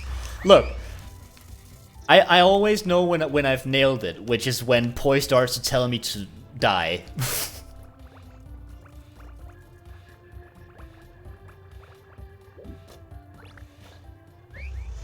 Where do I go next?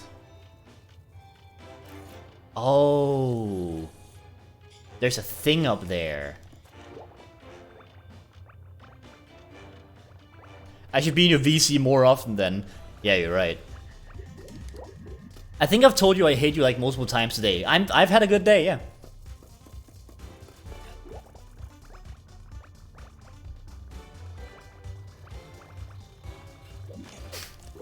Yeah, you're not the only one actually. Ani also told me that they ate me. So I'm on a good roll. Again, affectionately. Why must hate when you can attack? Well, you can't. There's an ocean between us. Wait, how did I get up? Who said it was affectionate? Die, bitch. I said that. Fuck off.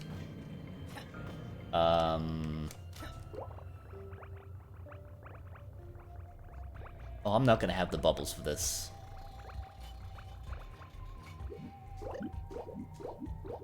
This'll do. Chris, go heck yourself. Wow. Damn, trolley. Hurtful. Also, I'll have you know we have a redeem for this now. Step too far much? Yeah, I know, right? Thank you, Poi. I'm glad you're stepping in for me here. It's good. I can't wait for Chris's son to make a comeback. If we get snow to a sufficient degree, I'll fucking stream myself making a new son, okay? I'll figure it out. That's a redeem to insult us. We get to insult you for free. Oh, fuck, you're right. It's not a you get to insult Chris. I'll fucking stream myself making a new son. No! Hold on. Oh, Trolley, fuck you. How dare you say heck you, Chris? I can't believe you.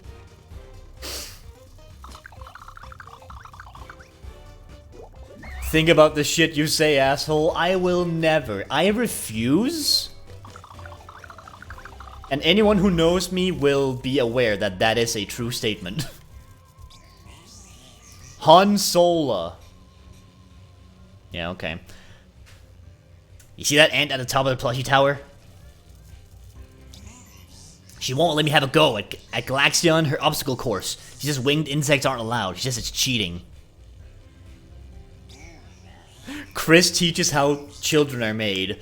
What if I had, like, a dry as fuck, like, PowerPoint presentation stream of how children are made? Would that be allowed in accordance to Twitch? Dare you? I don't know, I don't want to get banned. A Tinykin story, thank you.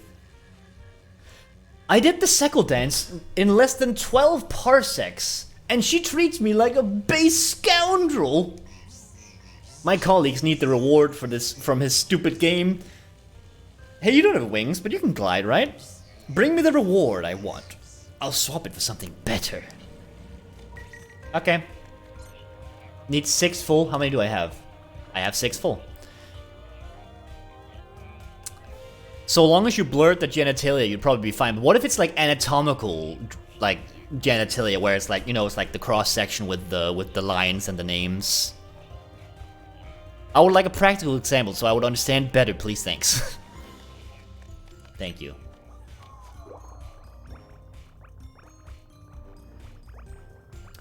Take it to my suggestion box. But don't actually, though. That would be something, alright?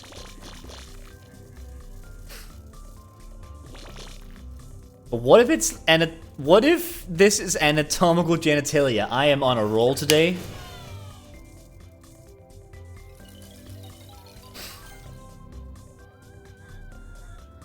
Ooh, music kind of jams.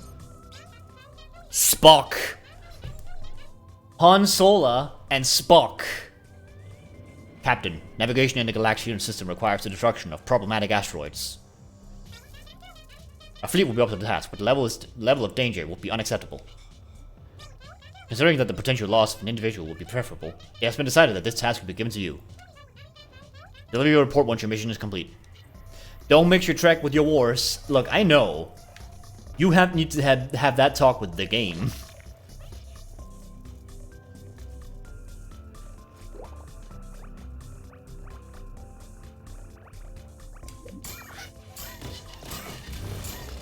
I've taken out a meteoroid, Captain. Asteroid? Whatever. Look, it's all space shit. I don't know.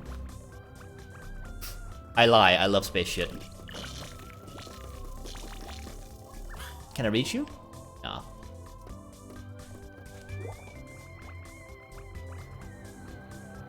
Am I floating down? Nah.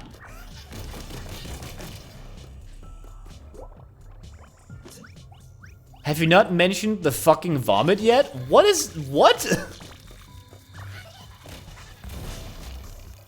What the hell are my quotes? I have like the best quote bot. Well, not the bot, but I have the best quote repository. Uh-oh. I probably should have died there, shouldn't I?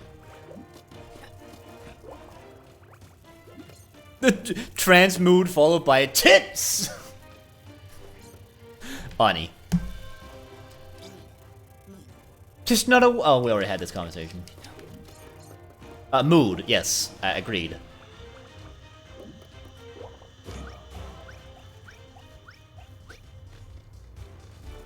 Ooh, I also have the cannonball. Bam, bomb.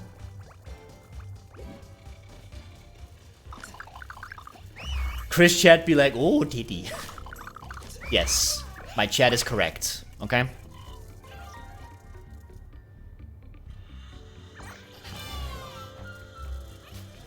I gotta go work. Have a good one, peeps. Have a good one yourself, Xehanort. Hope work is good to you today. Hey, you weren't supposed to win. It's not designed for you to win. Here, take this as worth something, I swear. Booba. No, he didn't give me Booba. Miniature home. Aw. What's the world coming to if people start winning prizes? Thank you, Carnival. Good name, by the way. Bomb, bomb.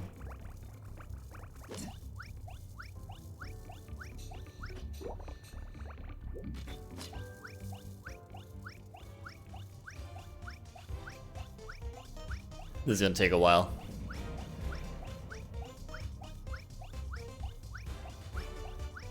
There we go. Okay, we got some asteroids to take out.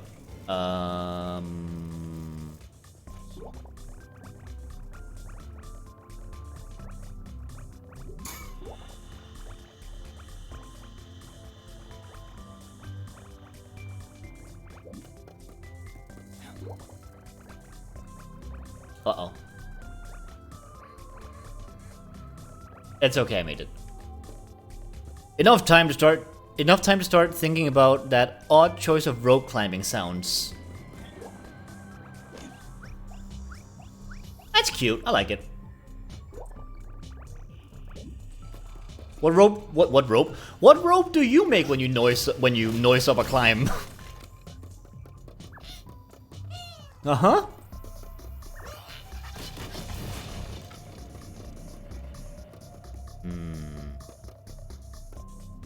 That's really far. Time to reboot the bitch. Oh god. Oh no. Bonds, Banes, names the Bane, Bonds. Call the Bondulans. Solaria. Milladane, Meneth, he's... Look at the world. Watch it crumble. We still haven't found the origin of the canticle signal. Meneth is hearing it louder and louder. I need to get him out of here. I shouldn't have let him come with me. All I see is shadows around me. Leave us, Milladane. Enjoy your day in Solarion. I have things I need to handle. That fucking James names the Bond's name Strongs, that one. For some reason, whenever I see that tweet, I actually just die giggling. Like, I remember once, after already having seen this tweet like a while ago, I was in a call with Ani, and I brought the tweet up, and I just fucking lost it.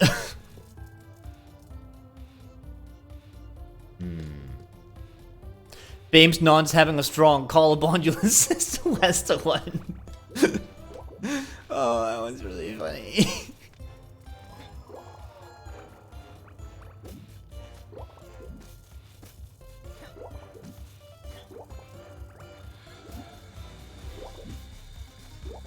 Let's see. I'm still missing a couple of asteroids.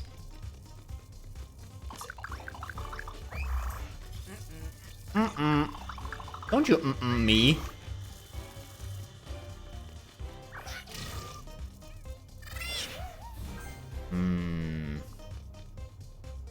How do I get there?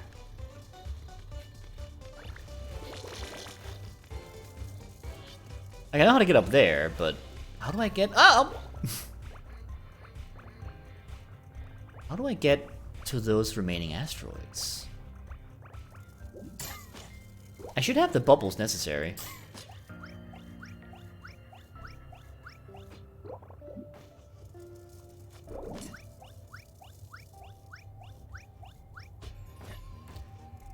And then you have to do a bunch of pumping. Mood? Maybe a little bit.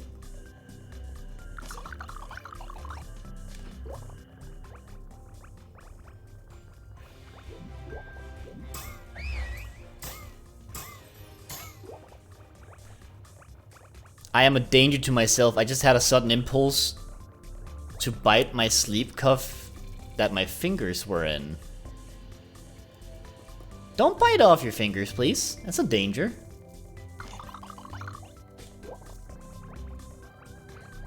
You need those for typing the rest of your messages. And maybe writing, I guess. I don't know, you do that, right?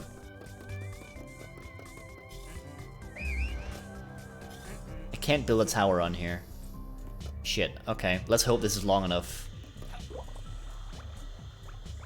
And pointing, you need that for like your parlor scene. How the hell are you gonna do a parlor scene if you can't point on the person and be like, the killer is you?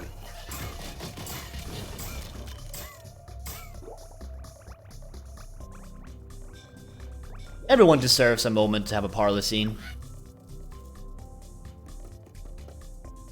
How do I... I'm not supposed to do it while flying, am I? I'll point with my leg?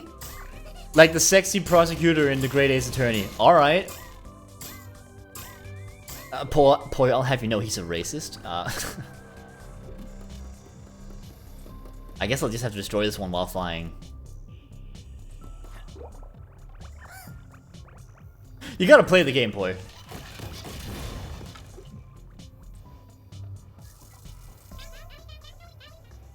Are we canceling Poi? I mean, he's gotta play the game, right? The killer is you!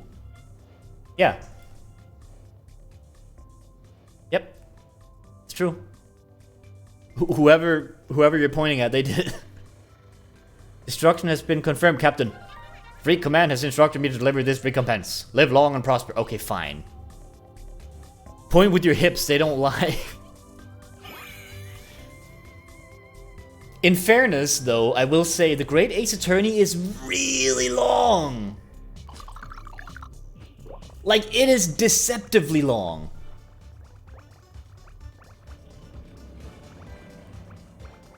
So understandable.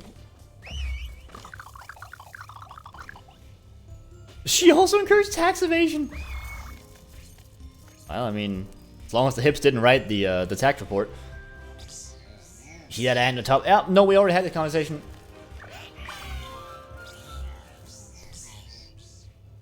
I just gotta get into a space where I can fixate on it. And currently that space is full of tape. No kidding. Could have done better with my wings tied behind my thorax. Here you go, your share. The globe. His home. Aww. Alright, what are we missing to beat this level? We need the car. We also should have enough nectar to get another bubble. Oh, hey. Hey, guys. I have been told by Ani that I at some point in my sleep went, hey, guys. In the same way that, like, Mendez, when she did, like, Let's Plays, would open up her videos. So, I'll have you know, my internal monologue as a Let's Player.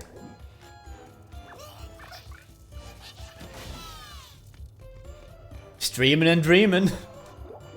Is that a sleep stream? If I'm, like, just, like, streaming in my sleep? Like, I open up OBS and I started and I'm like, hey, guys.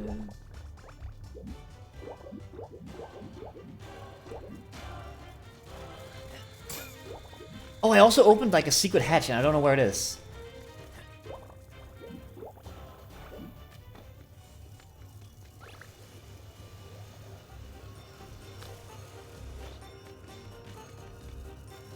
This is where the poster was, I think. Yeah. I just got locked out of chatting for like a minute. What happened? It was weird and uncomforting. Did the chat just go like, oh man, trying to reconnect? Or did someone somehow manage to time out Poi? Now I scram. Ah. The button was just gray. Twitch was like, that's enough for now.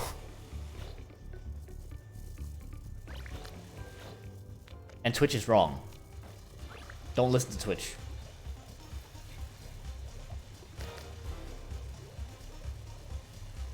Where? I'll get my bubble. Oh, this pollen! Do you smell that? It smells like pure energy. Wait. Wow, I feel like I can carry 10 barrels of runs! Run faster than one of the barrels. Could the pollen be responsible for the madness in this place? Or vice versa? Who cares? Yeah, fine. Thanks for the bubble. Cool. The car's up there.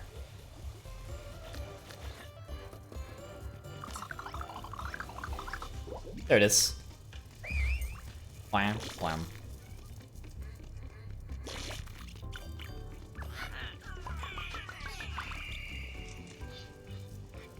Oh, you need help with that? Twitch saw me about to make a TMA reference again and put her hands down like, honey, no.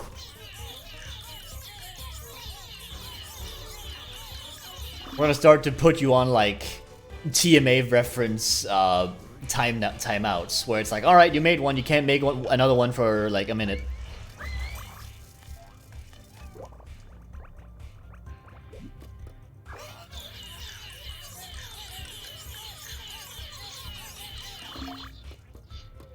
And then they'll carry it down here. Yeah, it's cool. It's like hype trains, time gated. You're right.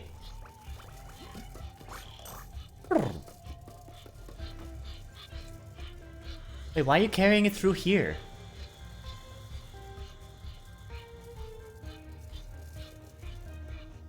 What? Oh, because the racetrack is over here, I guess.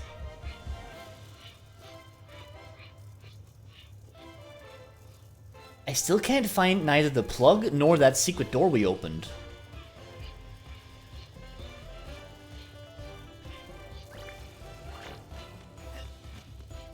It's not this. No, it's not.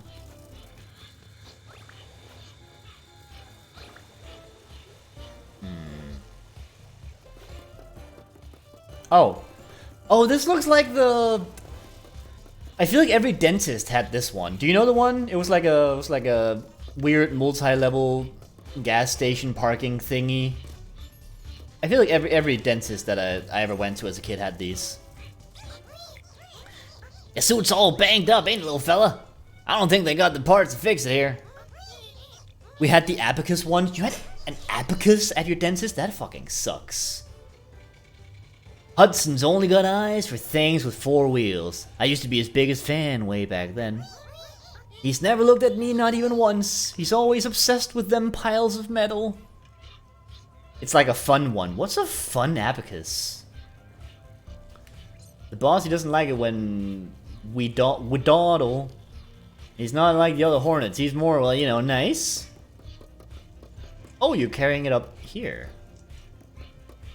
Like this. I'm gonna see this abacus. Oh, God. Okay, yeah, fair. That definitely feels like a dentist thing as well. I think we had one of those at my doctor's. At some point. Or maybe like a simplified version. What a waste. And they asked me why I stopped racing. Poor Rick. Leave it here, I'll fix it up. My dentist was like that one set with the cars and Guinness Book of World Records.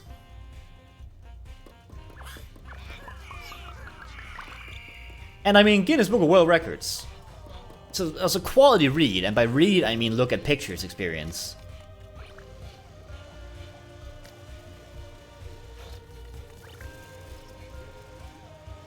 Why do they always have these medical offices? I don't know. It's a conspiracy, I tell you.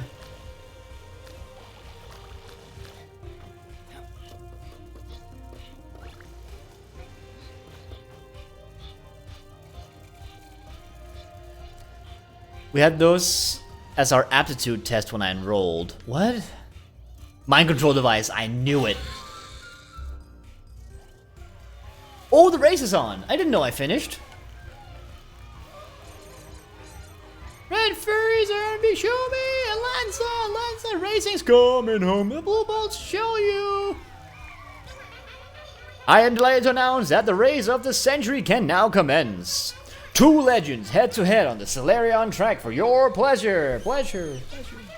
Thunderous applause for Lanza, the blue bolt. Woo! And an ovation for her opponent, the undefeated Shumi, the red fury. Woo! Make your way to the starting line. Are the helmets like Lego helmets? I can only assume so. On your marks, get set, go! Oh, and they're off. Oh, they're going. This is like that minigame in Yakuza 0.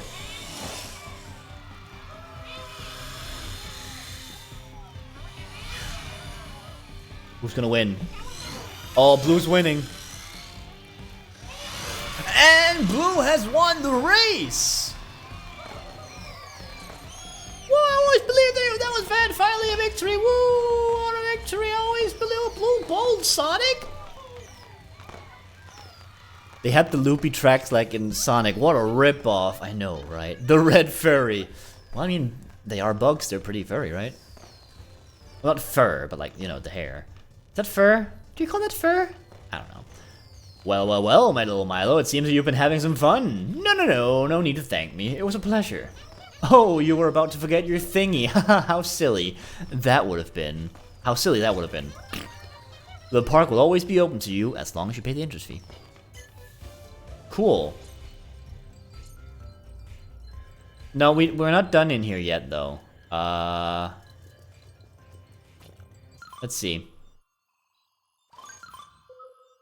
We've got all the thingies. We're missing a bit of nectar, I guess. I just want to know what that, like, secret entrance I found was all about. It looked exciting. The thingies. Oh, I remember the thingies. I made a fucking Photoshop meme joke, haha, thingy about the thingies. It's definitely gone now. Like, I don't think I'd be able to locate it, but that was the time.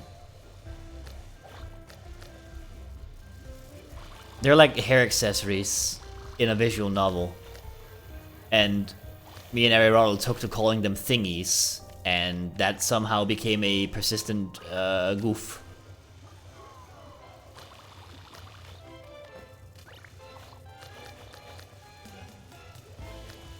I don't even remember what the thingies were. Like, I know they were like a hair accessory, but that's it.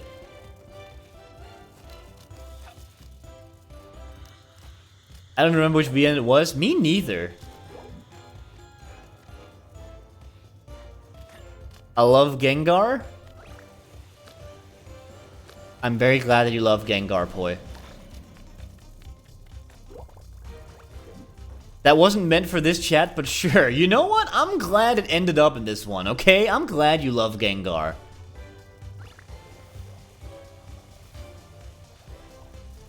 Scream it to high heavens. Gagger, that says more Greg than it says Gengar. Poi's like, I love Greg.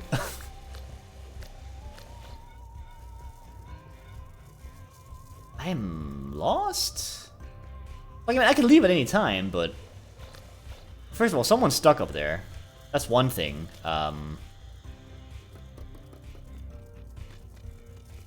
Ooh, wait, is there a plug over here?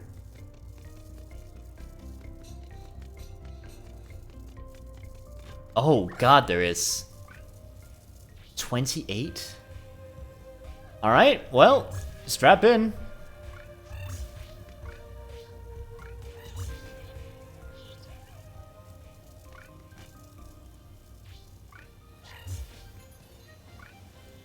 Eh.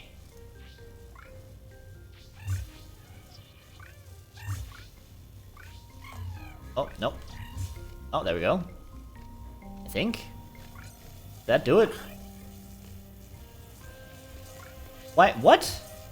No. Get rid of that one. That one's a traitor. Gigger. Time to start Gengar gossip. Oh my god. Poi, just start Gengar gossip and it's just a podcast where you bring a person in and you're like, hey, look at Gengar. And then the person's like, oh, it's Gengar. And you're like, yeah, it's Gengar. And then they're like, he's pretty neat. And you're like, yeah, he's pretty neat. And that's the end of the podcast. Then you play video games or something.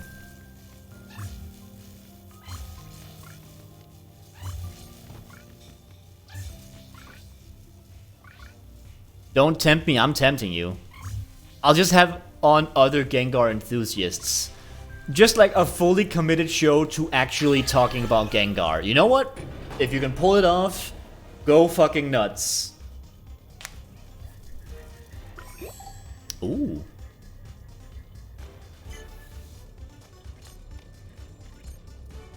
What are they doing? Arwin, be praised! I would have ended up having to eat the seats. Kick them out mid-podcast when they've acknowledged the Gengar. So here's Gengar. Oh yeah, it's Gengar. Let's talk about Gengar. And like, nope. Talk's over. You've seen Gengar. Get out of here. I would never do that to a fellow Gengar friend. Or would you? Unless...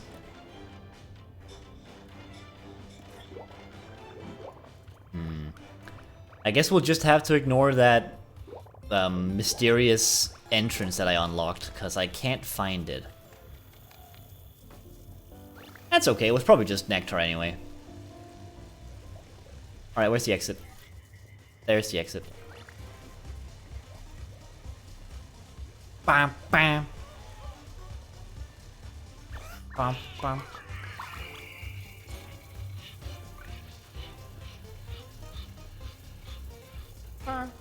Wait, where's that go? Oh.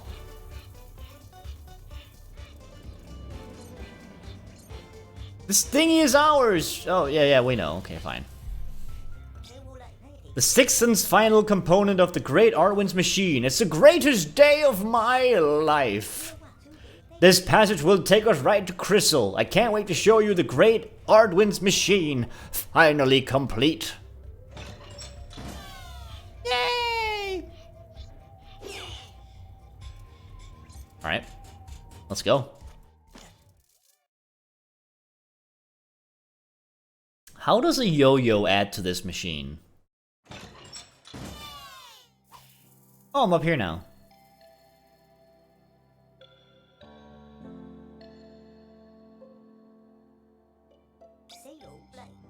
I don't have the words, Milladane. Thank you. Truly. Oh, okay, I see. That was not a yo-yo, actually. That was a, I don't know. Thingy. We've added the last component to the Great Arwin's machine. It's magnificent, Milladane. We can be proud of ourselves. I have a final mission to give you. Step into the machine and travel the stars. After all, my assistants need me, as do all the inhabitants of the house. I owe them a debt, I suppose. Farewell, Milladane. I'm gonna miss you and the Tinykin. Maybe you can come back and see us again sometime. What? Wait, no, I'm not ready to go. I'm not ready yet. No, I'm not ready. There you go. What? What the? What's going on? The machine's not starting up. But that makes no sense. Everything is in place according to the blueprint. Did you see that? A rope got knocked down from the ceiling. Do you mind going to see where that leads? I'll stay here and try to find out what's wrong with the machine. Of course, but first, let me just talk to my friend for a bit.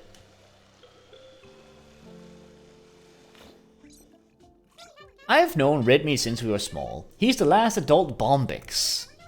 He must feel lonely sometimes. His assistants are all his cousins. Imagine what will happen when they all grow up. Loads of tiny little Redmes everywhere. Still missing a drink. Celerion Ether.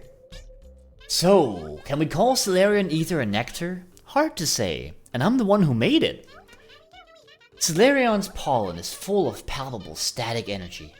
The result is like no other. Fresh, reinvigorating. It feels like having wings. Great to fix a drop in attentiveness, but don't overdo it or you'll never sleep. I'd know. Someone had to try it. I don't sleep. Bombyx or silk moths, by the way. Oh, I had no idea.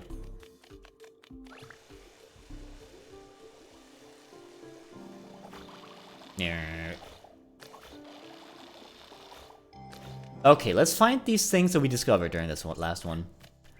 Miniature home. The insects of the house once lived mostly in the garden, or in hidden places inside. A nomadic life of uncertainty, instability, violence. Then, there was a time of change and major upheaval. Agriculture replaced hunting. No more to wander with the promise of a comfortable bed and protective walls. This model is what came of that wish. Arduin shared with us the knowledge of his people in the architectural domain, and we adapted the design with our ingenuity in order to make this vision a reality. I now only wish his dreams also come true. Cool. I also got this. This brilliant sphere is his home. That's how Arduin described it. He could spend hours contemplating it with nostalgia. When we asked him about it, Arduin did not answer. We know almost nothing of his past, but some silences are worth more than 1,000 words. His home was lost. Are we in space? Maybe we're literally like a floating house in space.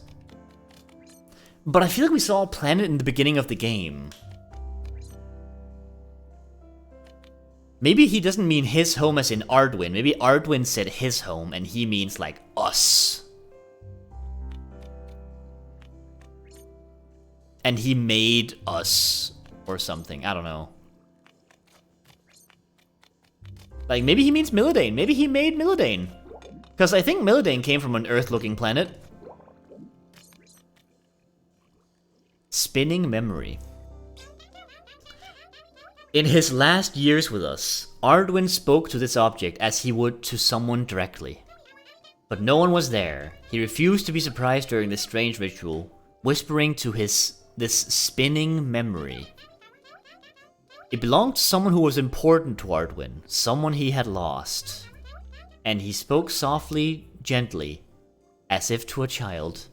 Oh no.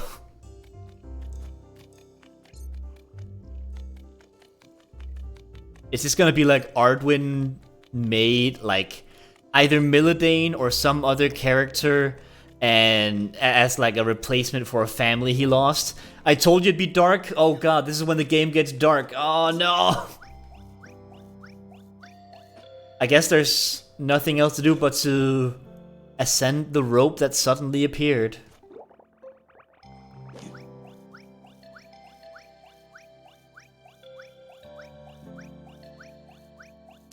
Let's see where this goes.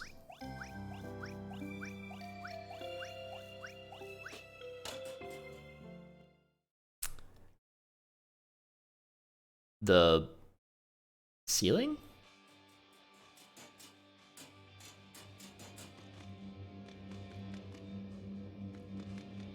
Oh.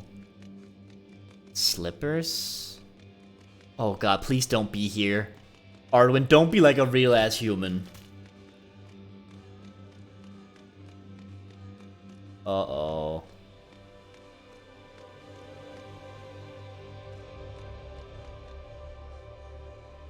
Question mark, question mark, question mark. The last refuge. No, there he is with a child and a wife! Oh no! Oh, they look cute! There's only 4 Tinykin in this entire area! There's a boot. Oh, there he is with his wife and a little baby child.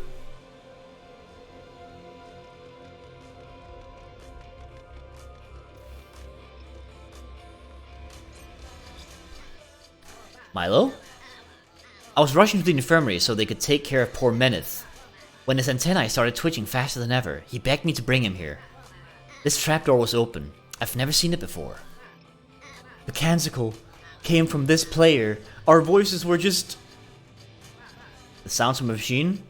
The only difference with the one you activated in Sanctar is that only the shield bug's antennae are sensitive enough to hear it. There never was a canticle. Never! All of our lives, Soul! All of our lives we've been chasing. Milladane, I have a final request to make of you. We are exhausted. Blow up that accursed metal box. Artwin? Faith? No. I just want my friend and my companions to finally have silence. To have peace. I got you. What's going on? Spaceship? Or, no wait, no, that's Skull, isn't it? Oh, this is a lot of noises.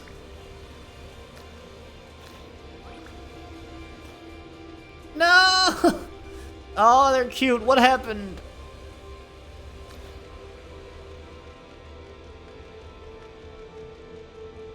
Aw.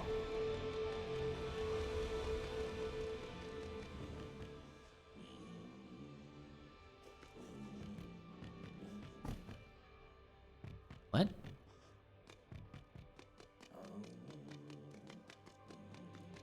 Huh?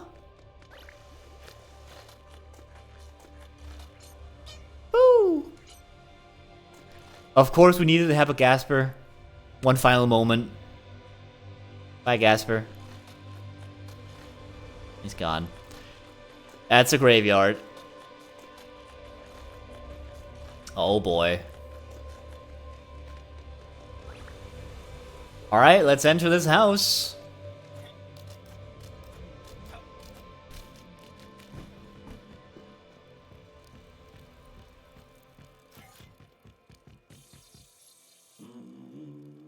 Oh. God, what?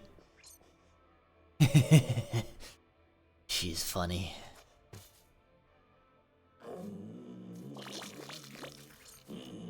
Talking dragonfly.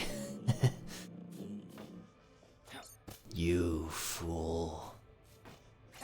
My spear. Forget Arduin! Ah, the best part. La la la. What are you? I mean, he's the one listening to the music. Lucretia? Final Fantasy VII now? Aww.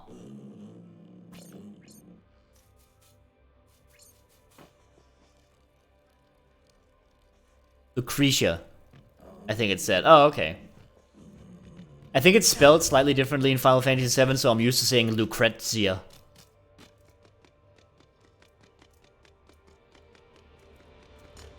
Oh. Alright. Let's kill this accursed music.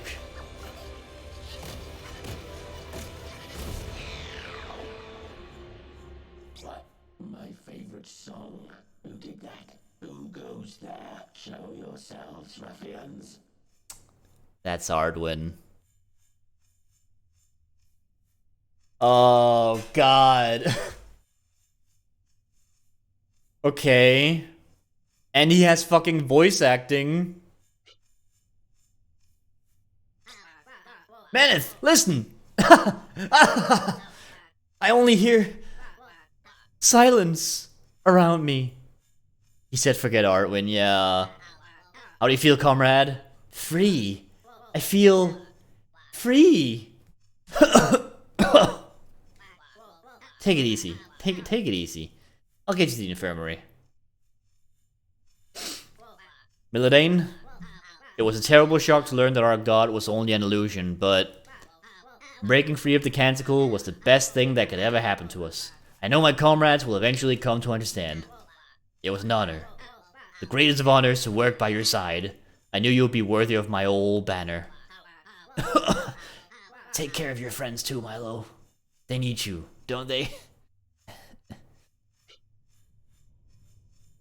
Let's have a talk with Artwin.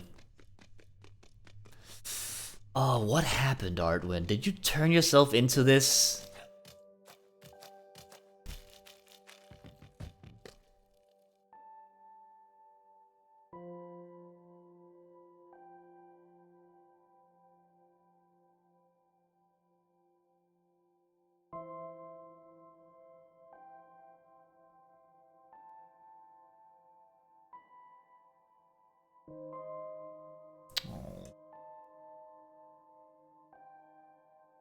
The game was gonna get sad. Hey, what did you? You turned off the music. You look like a giant tinykin with. Oh, my apologies. I was lost in my thoughts. I am Salvio Adwin. He's remembering who he is, huh? And you found me. Congratulations. Well, I imagine I need to find a new hiding place now. Why are you hiding? It shouldn't be hard. I know my own house like the back of my hand. Ooh, he has a normal hand. What are you hiding from, Artwin? It's just getting tiring, avoiding everyone. Are you avoiding all of the Tinykin and all of the creatures in the house? They take me for a god down there, if you can believe it. How ironic. I'm pathetic, a failure. My product was only supposed to shrink people down a little, but everything went wrong so fast. Huh? For centuries now, maybe even millennia, I've tried to fix my mistake. The mutilations I caused to my own body are the price I've paid to continue existing. Did he Honey I Shrunk the Kids down his own family? Maybe? This house, or rather this prison, is stuck in time, all for the amusement of those abject monsters. Oh, it's stuck in time? A being that caused the extinction of his own species is more of a demon than a god. Wouldn't you agree? Oh, Lucretia.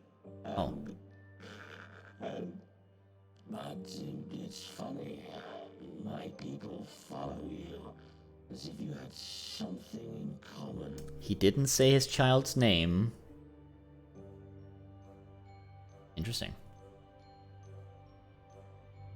I've never seen them interested in anyone but me.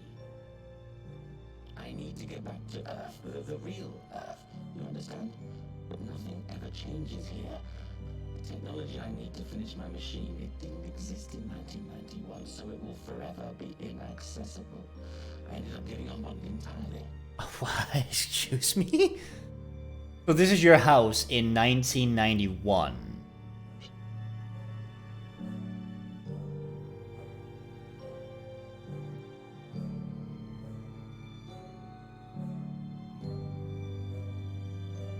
What was that?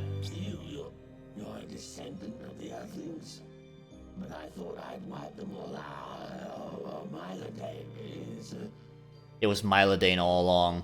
God damn it. I thought I'd wipe them all out. So he tried to shrink all people? And killed them?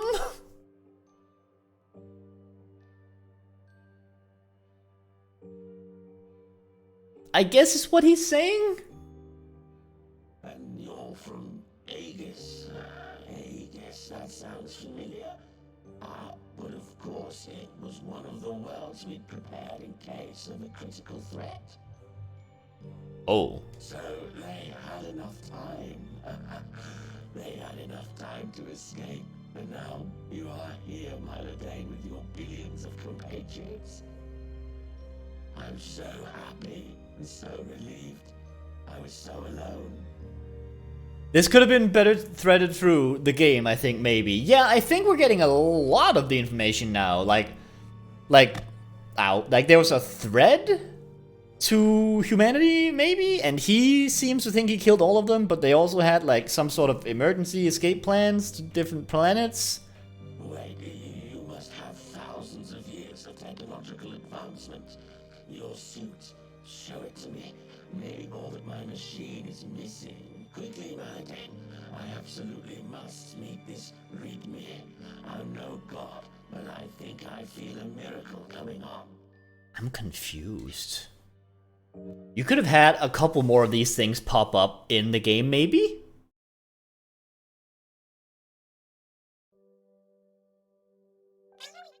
That face! It's... I can't believe it! Ardwin? Oh. I think he just got a bit overwhelmed. He's a big fan. Allow me to give him a little pick-me-up. Ardwin. I mean, Salvio. You have no idea what this means. Ow, ow, ow, ow, ow, ow! What this means for the house! Hey, Sixlaw. My young friend, I'm afraid the legends about me might be quite exaggerated. Something very interesting about the fact that he's the only voiced character, as far as I can tell, outside of like the opening cutscene. Hey, Sixlaw, how's it going? I'm very lucky the blueprint ended up with you. All your inventions, such genius. Barrage is not worth 10k. Well, too bad. Don't spend the points on it. 2.5k max? We'll see, alright? The streamers pay to Barrage. Oh, you know it. Pay your fake points to me. I need them.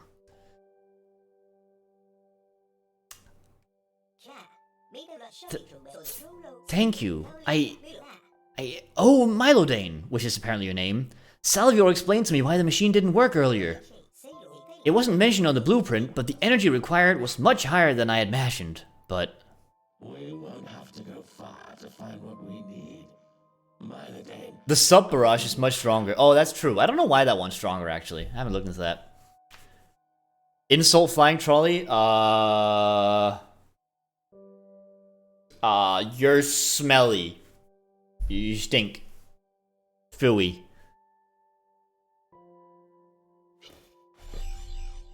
That bow on its one from Little Nevis, isn't it? I don't know what that means. Just a toy now, but which contains more energy than we needed to light up a capital city back in my day. Yeah, of course. Milo? Do you understand what this means? Our work is done. You'll get to see Aegis and Nevis again, and tell everyone that your hypothesis was correct. As for me, I'll stay here for a while. My assistants need me, and I'll put my talents to good use, helping the people of the house. I won't get bored. There's always some problem that needs fixing, and besides, you're not the only one leaving today. This sad music would work much better if I knew what was going on. Agreed! I don't know what's happening. Milodane, for thousands of years I hoped to bring humanity back. I never believed that humanity could bring me back. Like, what I've been able to piece together is that Ardwin happened, he had a family, and then empty space. All of humanity, like, escaped or something? He thinks he killed all of humanity, but some of them made it off to Milodane's planet. Milodane came here, and is now saving Ardwin from being Honey, I Shrunk the Kids. Also, his house is perpetually stuck in 1991 for some reason. If I remember, there's enough space for two in the machine. Would you accept me as your co-pilot? Farewell, my friends, and Salvio, god or not, we are forever grateful. I'm sorry, but the people of the house won't forget your name anytime soon. No, Jesus is my co-pilot. Oh, he's still like, mostly, like, kinda, sorta person.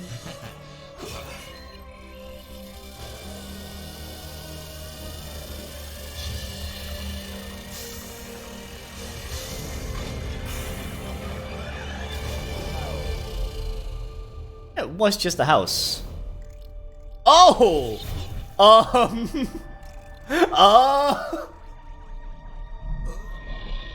What? Excuse me?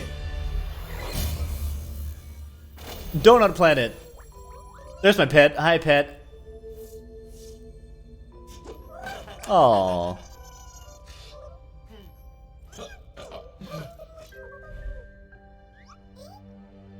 And the Tinykin made it back. What happened?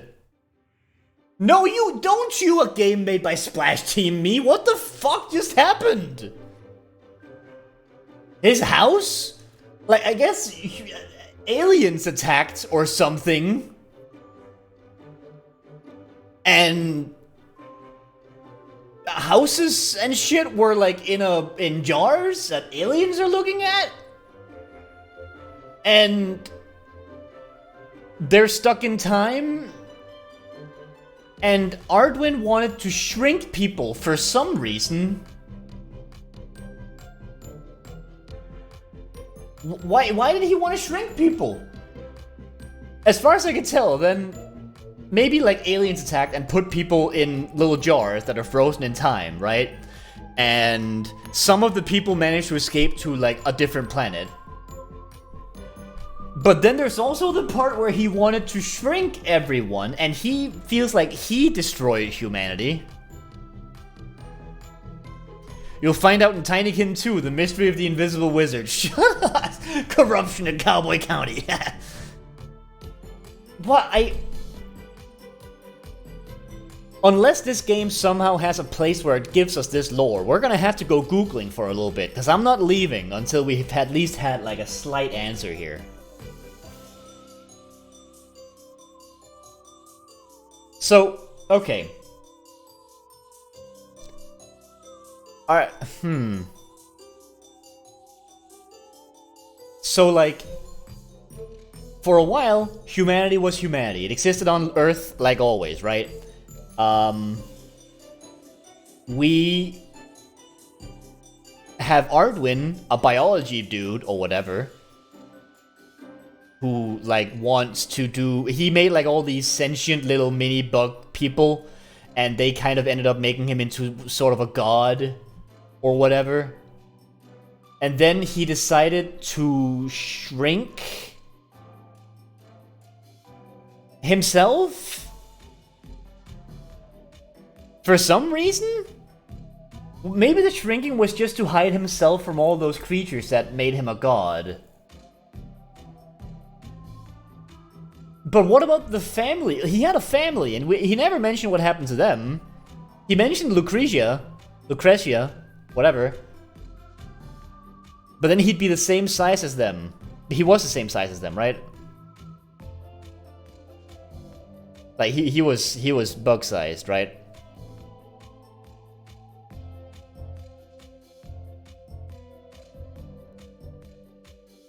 Why did he shrink himself? Why did he shrink himself? It seemed like he wanted, based on what he said during that dialogue, he wanted to shrink humanity?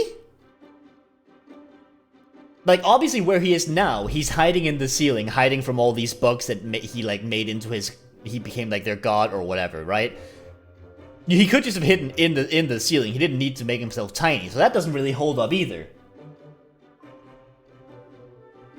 So he said that he wanted to shrink humanity. I assume that he used himself as a test puppet or something?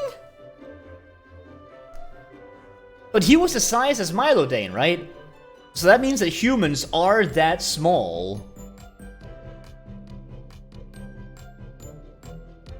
Did he manage to shrink humanity? No, game! No! Hold on! You can't... Hold on. Hang on. We're delving... We're not done here, alright? Hold on. Which one's the right button for this? Boop. That's correct. Alright, we're here. On the freaking screen. Alright? I'm gonna go Tinykin. Ardwin.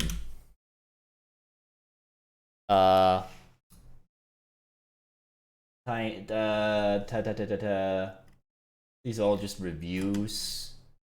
Did no highly dedicated person write, like, a wiki or something?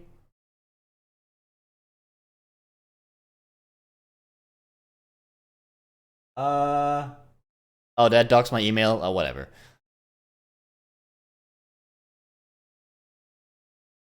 Google Plot. Okay. Arduino. Explanation. Tinykin World and Story Explained. TV Tropes will have it. We can also go with TV Tropes, but let's just go with whatever this thing says. I'm gonna zoom this in a bit because I'm sure you can't read any of this. In the puzzle to interact with all characters, here's some additional information about Tinykin. Milo arrives on Earth to find that he's way too small. Everyone's gone and a day hasn't passed since 1991. Catch hundreds of mysterious Tinykin users. Okay. So he arrives on Earth, and he's weirdly small. And we're stuck in 1991. This is someone's YouTube video. Who is this? Tiny Build? This is Tiny Build, so they'd probably be fine with me showing this, right? Hi, I am Mary. Hi, Mary. And this is Tinykin, our brand new adventure platformer that is coming to PlayStation. But this is not gonna be like a spoilery thing, right? Like, yeah, this is just gonna be like a freaking trailer. This is not good enough. Let's go with TV tropes or something. I don't know. Okay, you know what? I'm just gonna write over here because clearly things pop up otherwise. TV tropes. Tinykin. Video game. Those Frenchies will not explain it to you. Alright, easy. Let's see. Backstory of Milo traveling the stars with only Nevis to keep him company. Yeah, whatever. After the end. Humanity was shrunk by Ardwin and escaped to another planet, leaving Earth to the insects for multiple generations. Turn on your show spoilers. I don't use... Okay, there we go. Night vision? Oh, that's nice. I like that.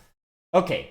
Humanity was shrunk by Ardwin and escaped to another planet, leaving Earth to the insects for multiple generations. Actually, hold on.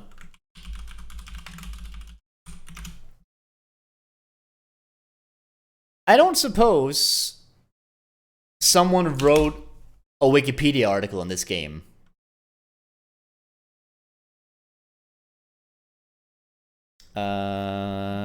Tinykin. No one wrote a Wikipedia article. Okay, fine. Back to the TV tropes.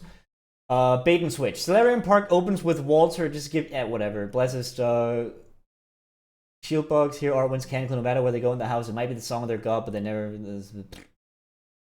Chekhov's gun. Goes in teleporter while holding a Never's toy bone.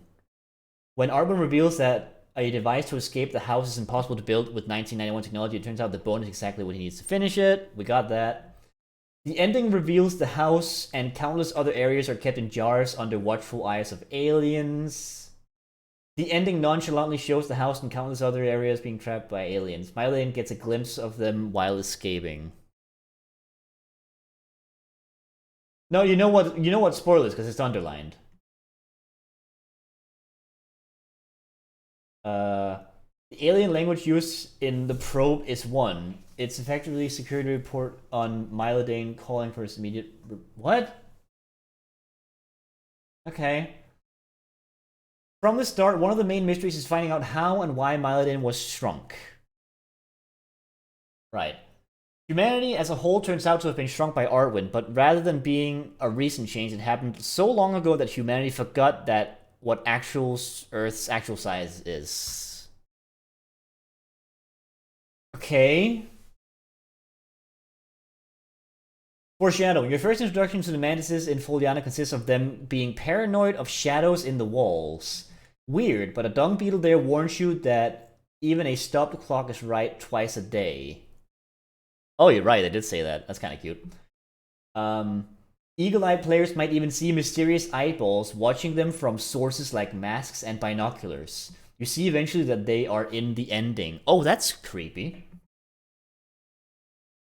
Some of the ants you meet are discontent about their working conditions. By the time you reach Ambrose, there's a full-on worker revolution in progress. The source of Arwen's canonical here is Solarian upstairs. Sure enough, the actual source. Yeah. Arwen certainly isn't encouraging the insects of the house to worship him. Okay, fine. My greatest failure. Arwen is despondent over the accidentally wiping out humanity. He's overjoyed when Mylodane reveals humanity managed to escape to another planet. Why does he think that he wiped out humanity? What is that? What? Huh? Where did that misunderstanding come from? And what was the thing with his family? He didn't even mention his family. Among the things Arwen developed are technology to shrink people to insect size, implants to keep him alive long past normal human life, and a device to escape the alien city in a bottle. Because he made them small, I guess? Arwen is nothing short of a genius and knows exactly how to escape from the house. He's trapped as Mylodane. He is as trapped as Mylodane because the necessary technology simply doesn't exist, right? Speaking Simlish. Arwen is the only other actual human, and I guess that's why he speaks language. Because technically our character speaks language, he just doesn't speak in the game. The ending implies that Mylodane was never shrunk. Humanity as a whole just never restored themselves from Arwen's shrinking device, and gradually forgot they were originally bigger.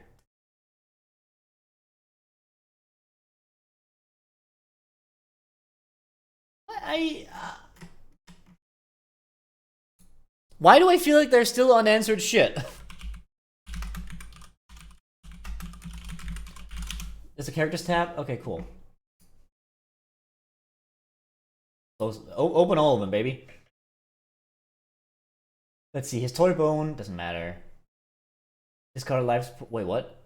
2 of the artifacts you find are a discarded life support system Arwen uses to stay alive, and a sketch of the aliens that keep the house as a display.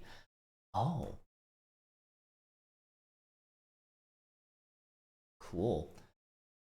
Ardwin, walking spoiler.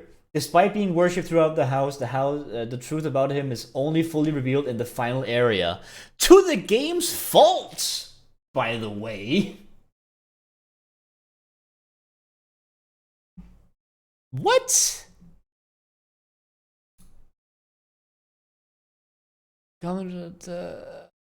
No. Now I want to look at the TV tropes for Yik. Hang on, can I put on some music or something and we'll just do a very light trek through Tinykin for a second? Not the game, but like this freaking, if we can find any more information.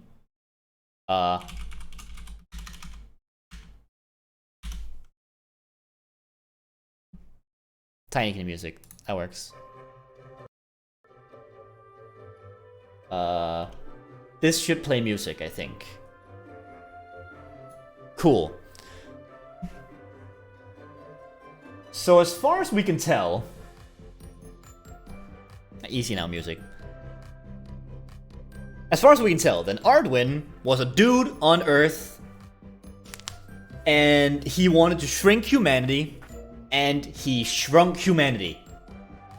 He is sad in 1991. No, we don't. He might have shrunk them before, and then his house got frozen in 1991.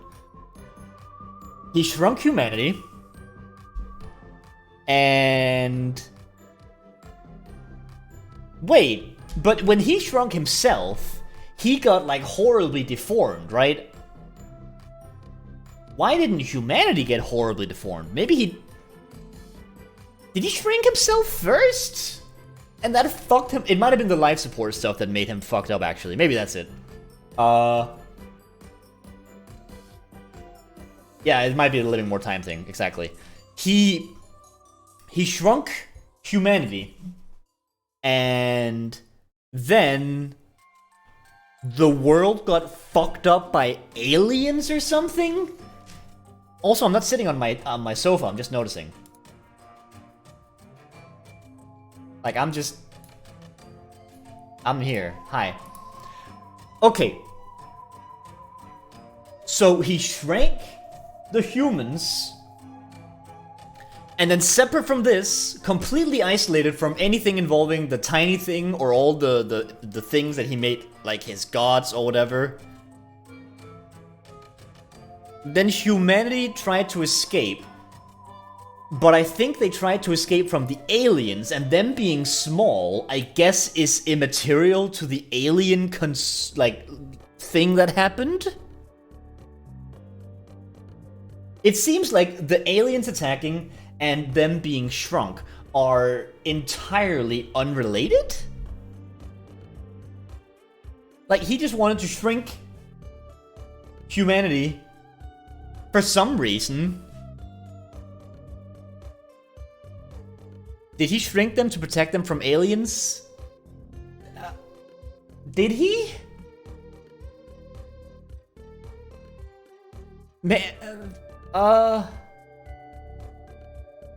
Maybe it was like a case of, we're gonna shrink everyone.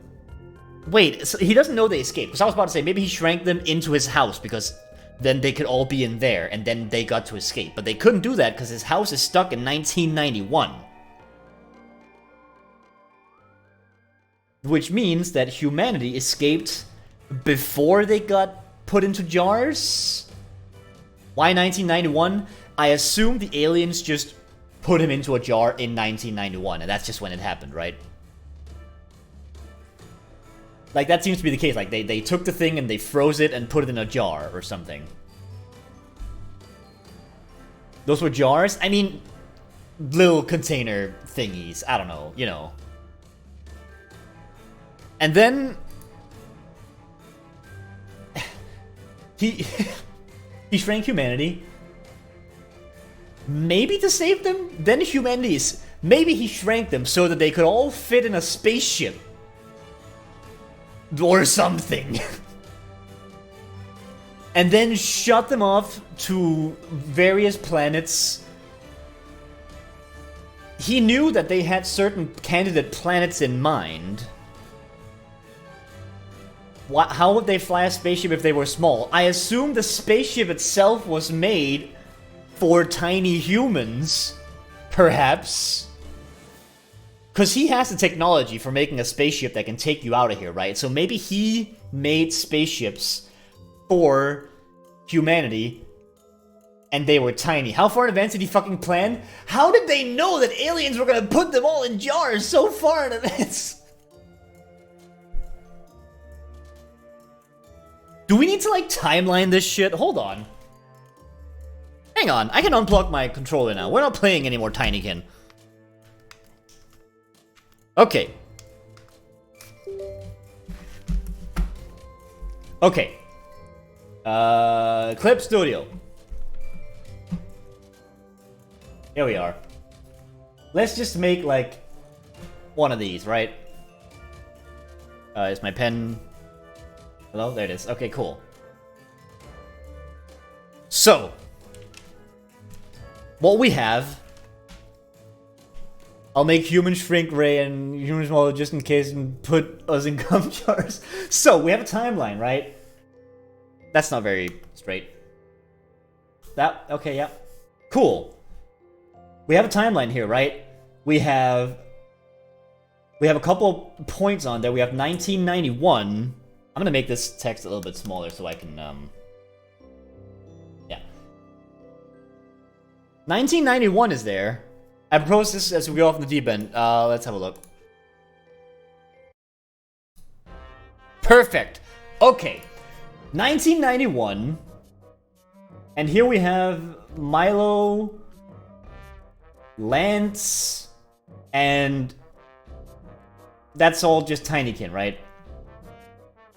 That's Tinykin. Happens over here. 1991. Okay, so one thing we had was that we had a year, 1980 something, right? I don't remember the actual year, but like 1980. This one is A wins award, right? He wins an award for something in biology or whatever, right? It didn't tell us what. It just showed like swoosy swoos. Isn't 1995 so far behind? How did they know about the year? Were calendars on the phone or anything back then? What happens in 1991 to freeze the house then is when the house got... Yeah, so this is also when the jars happen. Right? There's a house here. Cool. This is when all of the houses get put into cum jars, right? Cum jar.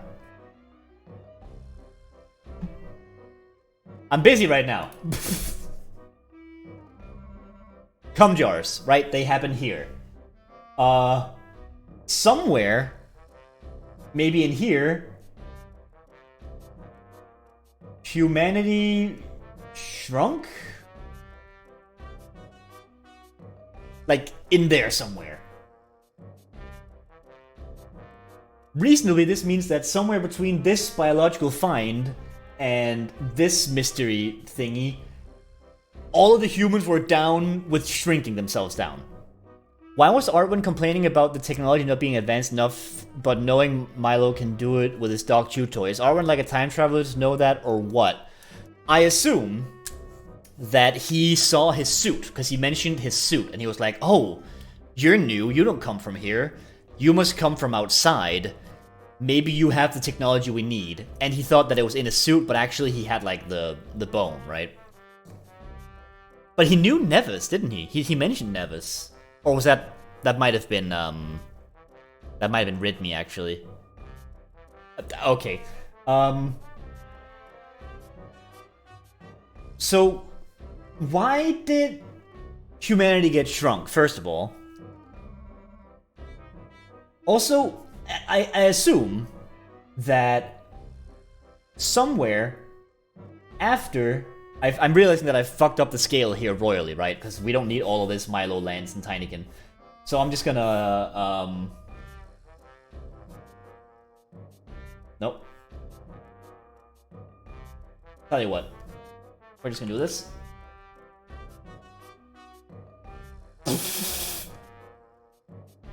There you go. Perfect.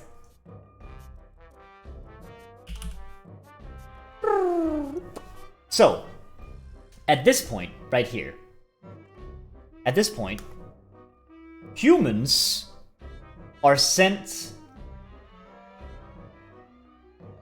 to Earth, or Aegis, I guess.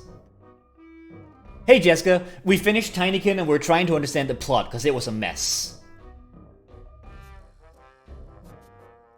This is Aegis. Right, they all went there.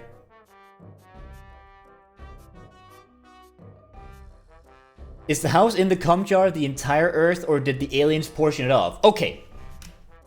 So. Hang on. Tinykin ending. We're gonna need, like, reference for this, okay? Okay, yeah, by the way, this is brought to you by someone called Furo. I don't know. Okay, so we're gonna get the entire thing. That's good. What is this caught in 4K? Is this the camera thing? Okay. Sad moment. Oh, sad music. Boohoo. You turned off the music. It sounded like giant Tinykin. Weird hair. Yeah. Salvor, you found me. Congratulations. Imagine I need to find a new hiding place. I shouldn't be hard. This house. They take me for a god. If you can believe it. How ironic. I'm pathetic. A failure. My product was only supposed to shrink people down a little, but everything went wrong so fast. So he wanted to shrink people, but just a little bit. He made people too small. Hang on. Humanity shrunk, but too much?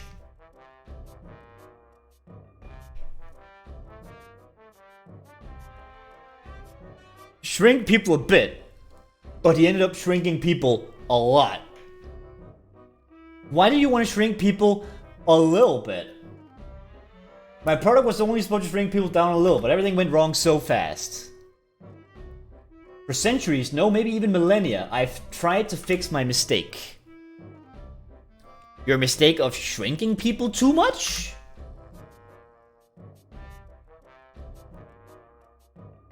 The mutilations I caused to my own body are the price I paid to continue existing. So, he was a normal person, but he used machinery to make himself continue living. It's not a result of the shrinking itself, as we talked about.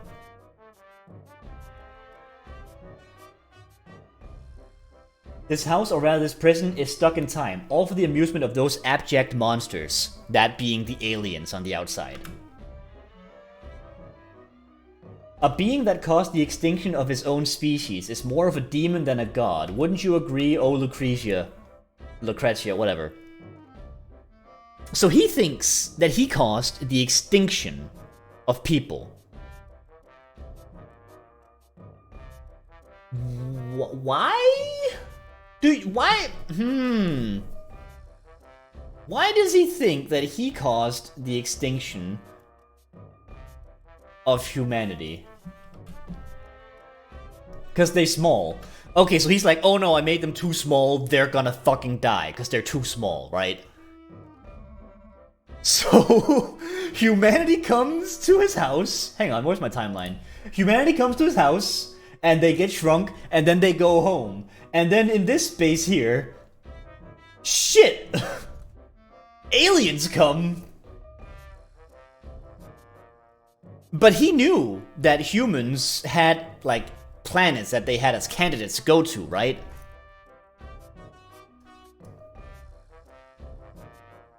Me when I see Ani, oh god, they're gonna die because they're too small. I know that feeling.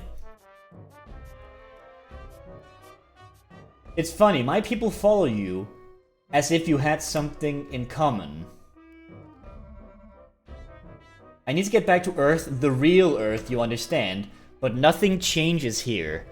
Okay, so maybe they were abducted from Earth rather than, like, pulled out and, like, destroyed. Like, Earth is somewhere, but he's here. Like, oh, that was Tinykin. I'm gonna close down Tinykin. We don't need this anymore. We have our own fun now. So, in this world, we have Cumjar Land.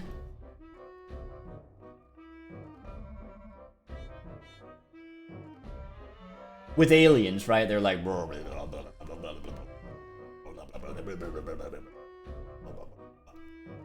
right? Aliens looking at houses and cum jars for fun.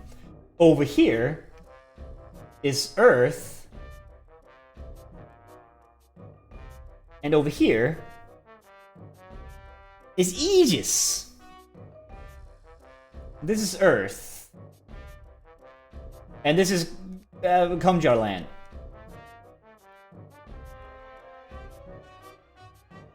And oh god, what's the order? Like, they were moved here, but now the question becomes, did the humans travel from Cumjar Land to Aegis by escaping, or did they escape to Aegis prior to entering Cumjar Land? And were they shrunk in Cumjar Land, or were they shrunk on Earth? I think some of the humans made it. We definitely know that the humans made it to Aegis. And some got taken to Cumjar Land. Maybe, because he does talk about, oh, some made it and some didn't, right? But they were already small on Earth, that's the thing, right? The technology I need to finish my machine, it didn't exist in 1991, so it'll be forever be inaccessible. I ended up giving up on it entirely. He wants to go back to Earth, because there's technology there that he can use to build his spaceship. He's from later in 1991. This house is frozen in 1991 by virtue of being in a cum jar. Technically, the house is still moving. He's still aging, right? Like Arduin had to do shit to himself to not stop aging. So it's not like it's stuck in time. It's just that it was removed in 1991. I assume, because the house is in the state that it was in 1991. How would he know that tech developed? Maybe he's assuming it? If he's been in the cum jar... It didn't exist in 1901. Okay. He's not saying... That was my controller, hold on. He didn't say that he knows the technology is on Earth. He knows that the technology isn't in his cum jar from 1991. Right? He's assuming that Earth has better technology. But if he gets to Earth, he will have escaped, so he won't need the machinery for escaping the cum jar. So maybe he means the machine to unshrink humanity. This implies that he thinks there are still people on Earth, which means that people were abducted, but not everyone was abducted. This either means that Earth... Hang on. This either means that Earth is empty. Empty? That's a big question. Is Earth empty? If it's empty, then it means that everyone was kidnapped to cum jar land, and then they escaped to Aegis from there, right? But if only some were kidnapped, then we could technically have real Earth and Aegis, and there might be normal-sized people on Earth, depending on when he shrank people. Like, the timeline persists, I guess. Here's the timeline. Again. Fuck, I can't draw a straight line to save my face! The question is, did they shrink, like, here? Or did they shrink after entering cum jar land?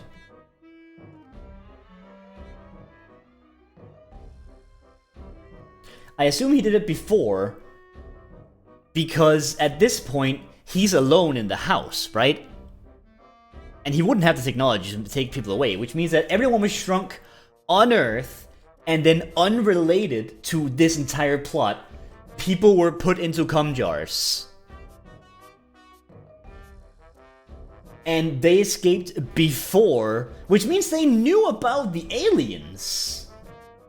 Wait, I can just steal the alien.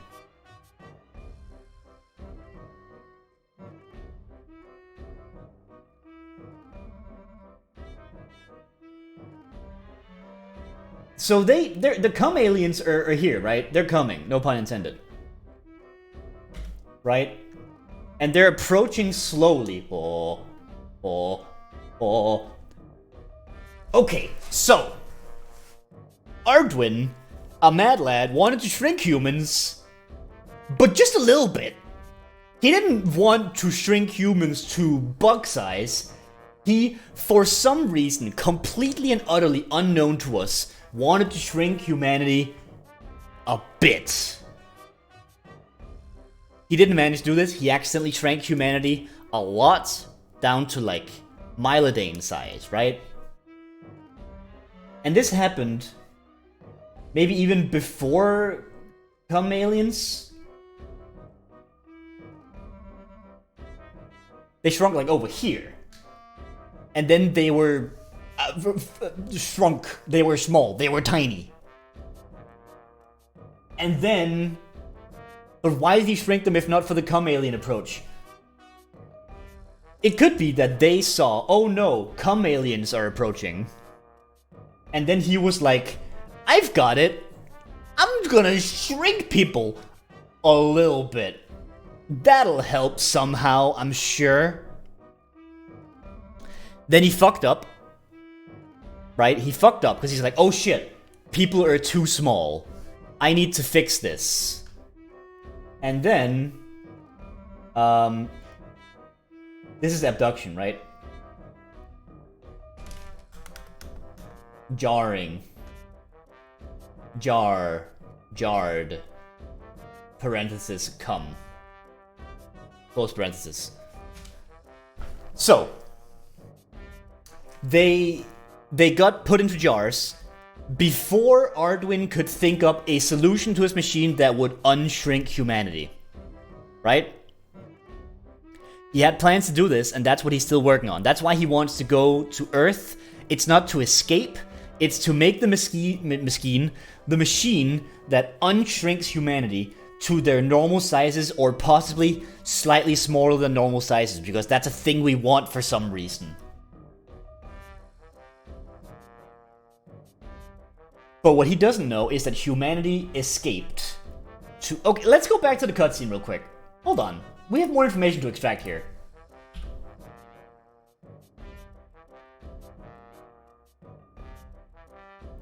Yeah, okay, yeah, oh look. Oh, the houses. Weird transition for some reason. I don't know.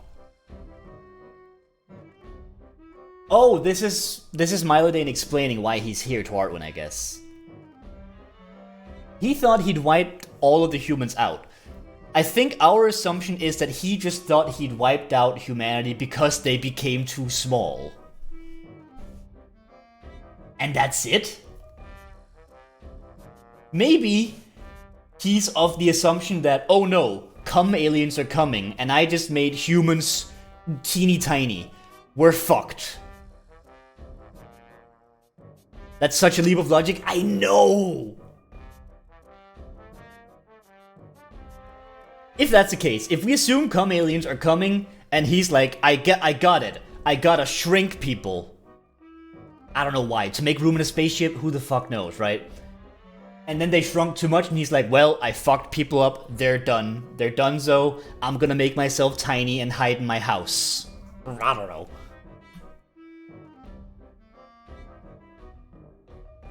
Next bit. You're from Aegis. That sounds familiar. But of course, it was one of the worlds we'd prepared in case of a critical threat. That implies that he doesn't know about aliens.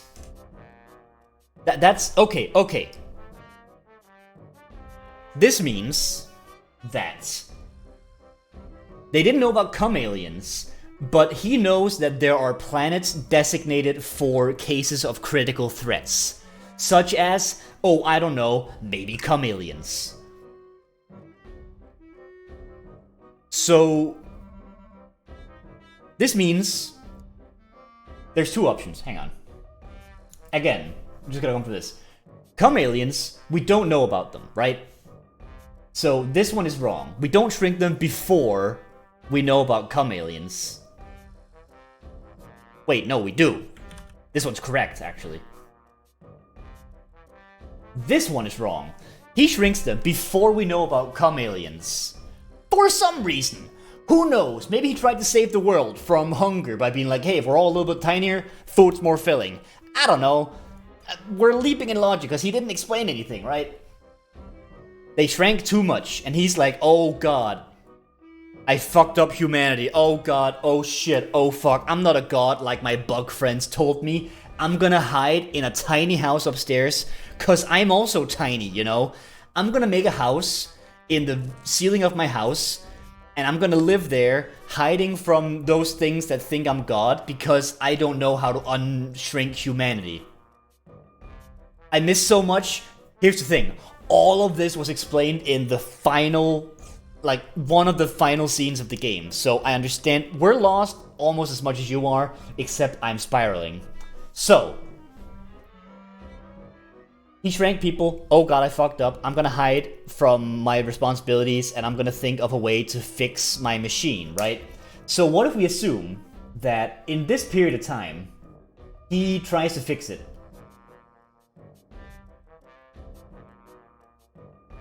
Right? He tries to fix his unshrunkedness. And then he gets cum-jarred, right? In this period of time, he doesn't know what's going on. Is Arwen also human? Arwen is also a human, yes. Well, now he's really more machine, but that's because he used machinery to make himself live longer, which is apparently technology that you have in 1991. I haven't written that on screen, so that makes sense. Actually, I can remove this bar. Cool. He's an ancient human. Yeah, exactly. So, This fix-it period is entirely unaccounted for with regards to Arduin. It's possible that humanity was attacked by the Cum aliens. I was created in 1991 also. Delightful. Good. So Cum aliens are coming, and humanity is like, holy fuck, Cum aliens. We're tiny, but we're able to maneuver our spaceships anyway because humanity perseveres, or whatever, right? That's option 1. Like, Jared, come. Okay. So here, it's possible that some humans escaped here to Aegis, and some were kidnapped to jars in Kumjar land, right? And that those humans are just stuck or dead. They're probably dead because they don't all have the technology to live forever, right? I don't think they could have escaped from Earth if they were bug-sized. Here's the thing. If they were all put into jars like this, I think it's less likely that they'd be able to escape. Because I assume that Arduin's house isn't... Oh, wait. Oh god, wait. They were removed in 1991.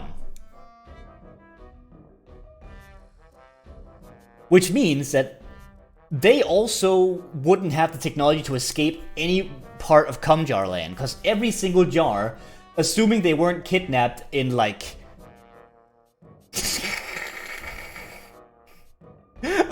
assuming they weren't kidnapped in like rounds of like, oh, kidnap some humans, wait a couple years, kidnap some humans, wait a couple years, right?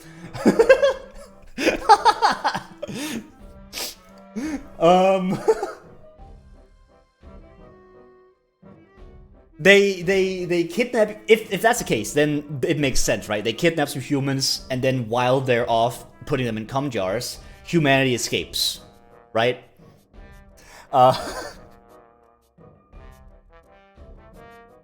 So this means that if they did this in rounds, like bwah, and then bwah, humans escaped at some point in this. And this means that there are some humans on Aegis, and some are in Kumjar land. I'm gonna make a spirited assumption that most of the humans that were in Kumjar land are dead now, because they don't have the Arduin technology to keep their life going. Right? If a human is kidnapped to Kumjar land, the only way they can escape... They could fuck, you're right, they could literally just procreate. There could be new generations in Kumjar land. It seemed like... Hang on, let's go back to the cutscene for a second. Because I want to see the jars. I want to see how big these jars are. But first, case of critical threat. He didn't know about the cum aliens. They had enough time. They had enough time to escape. Wait, what? They had enough time to escape. I guess he knows about the cum aliens now. Was he trying to buy time for them to escape the cum aliens? He doesn't know about the cum aliens. He knows about a critical threat. He knows about them now, of course, but he didn't know about them then, right?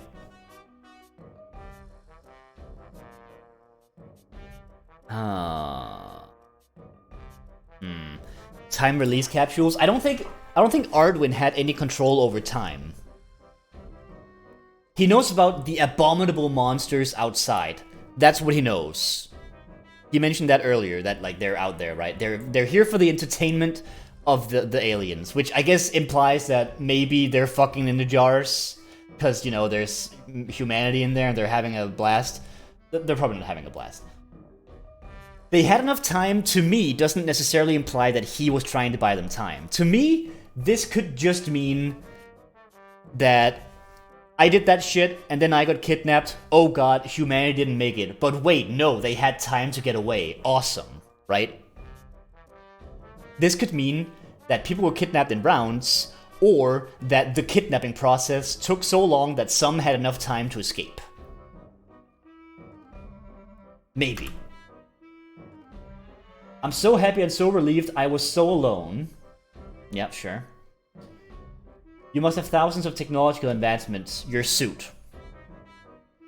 We gotta be careful taking all of his assumptions as gospel. Exactly, so that's what I'm saying. Like, him saying they had time could just mean that I was kidnapped and humanity had time to get away while kidnapping was happening. I was thinking something that auto-unlocks, like the jars get opened after a certain amount of time. Here's the thing. Arduin has been in this jar for thousands of years, and his jar hasn't opened. So I think that's unlikely. Unless he was kidnapped late. Anyway, this is why he knows that that Milladane might have the technology, because he's in like an advanced spacesuit. Show it to me. Maybe that's all my machine is missing, right?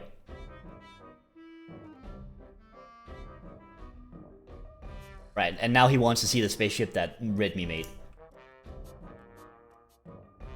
That face. Oh, I'm gonna faint.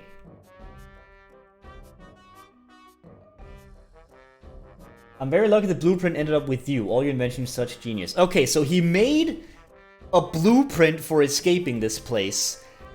That isn't related to his unshrinking, right?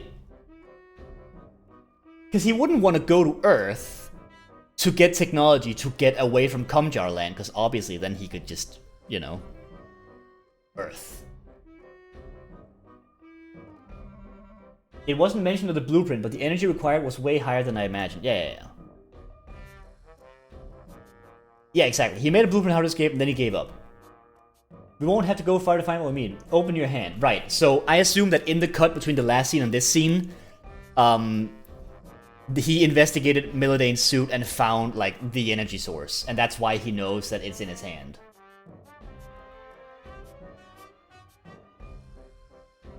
It's one from Little Nevis, isn't it? I assume Millodane talked to him about this in that cut. Otherwise, Arduin has knowledge that he's not supposed to have. Just a toy now, but which contains more energy than we needed to light up a capital city back in my day. They had a long, lovely chat about Milo's dog on the walk down. Yeah, exactly. Our work is done. Yep, sure. You get to see Aegis and Nevis again. Tell everyone you have. As for me, I'll stay here. That doesn't matter. I won't get bored. Yeah, you know what, Redmi, you're cute, but we're trying to figure out the plot here. For thousands of years, I hoped to bring humanity back.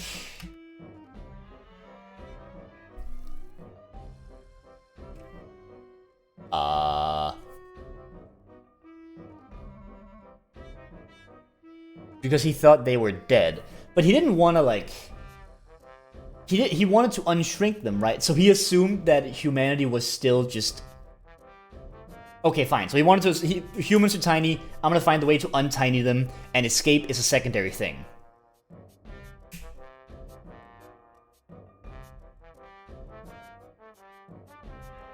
If I remember, there's enough space for 2 in the machine. Yeah, sure, that's fine.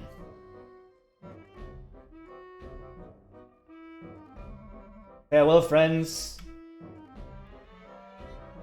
What's up, Poi? Hold everything. Holding. What's up, Poi? No, music, come back. What's up?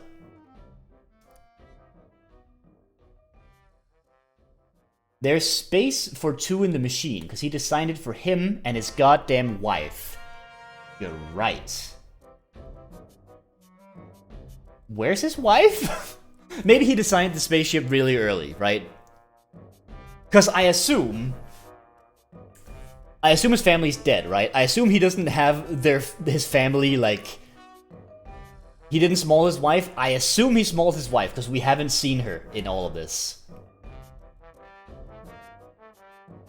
But also, if his wife is dead unless he used technology to elongate her life as well, which... Well, he didn't bring his wife, so I assume that didn't happen. I think his wife is just dead.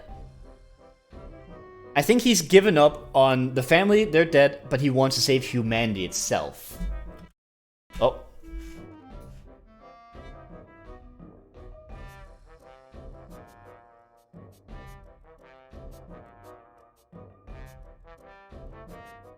He's carrying around a heart. That's the heart that we found in one of the levels, because it's life support. Cool. Side note on all this, Milo's adorable. Yeah, he is.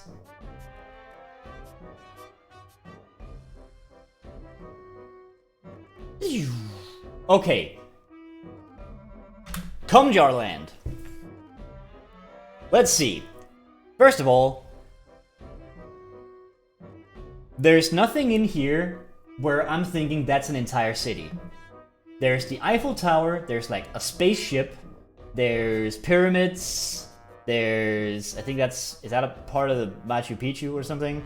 Easter Island heads, that big bridge with the things. They just jarred some rando holding a Borg. I'm gonna have to assume that that's a statue holding a big burger.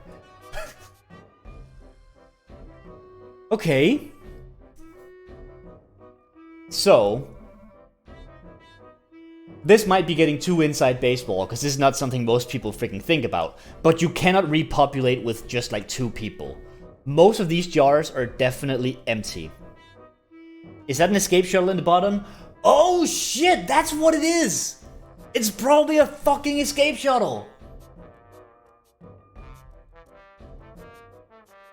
Okay. Alright. I think things are coming together. Is there anything else in this scene that we want to see? Hang on, let's just see real quick. If not, we're gonna go back to cum jars. By the way, real quick, this is Deponia as fuck, just saying. Anyway.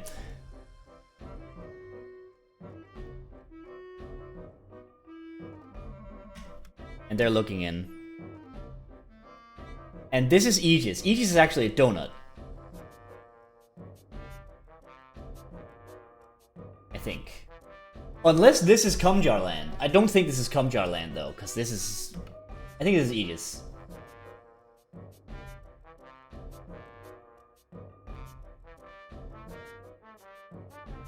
Okay, and then he's back here and this is just... Yeah, oh, a Tinykin made it. Uh-oh! Cool. Hold on. No comments. No one else dared brave into whatever the fuck this is. Understandable.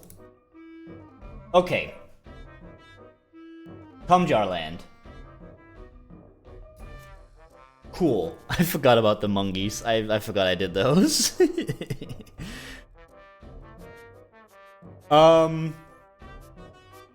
Okay.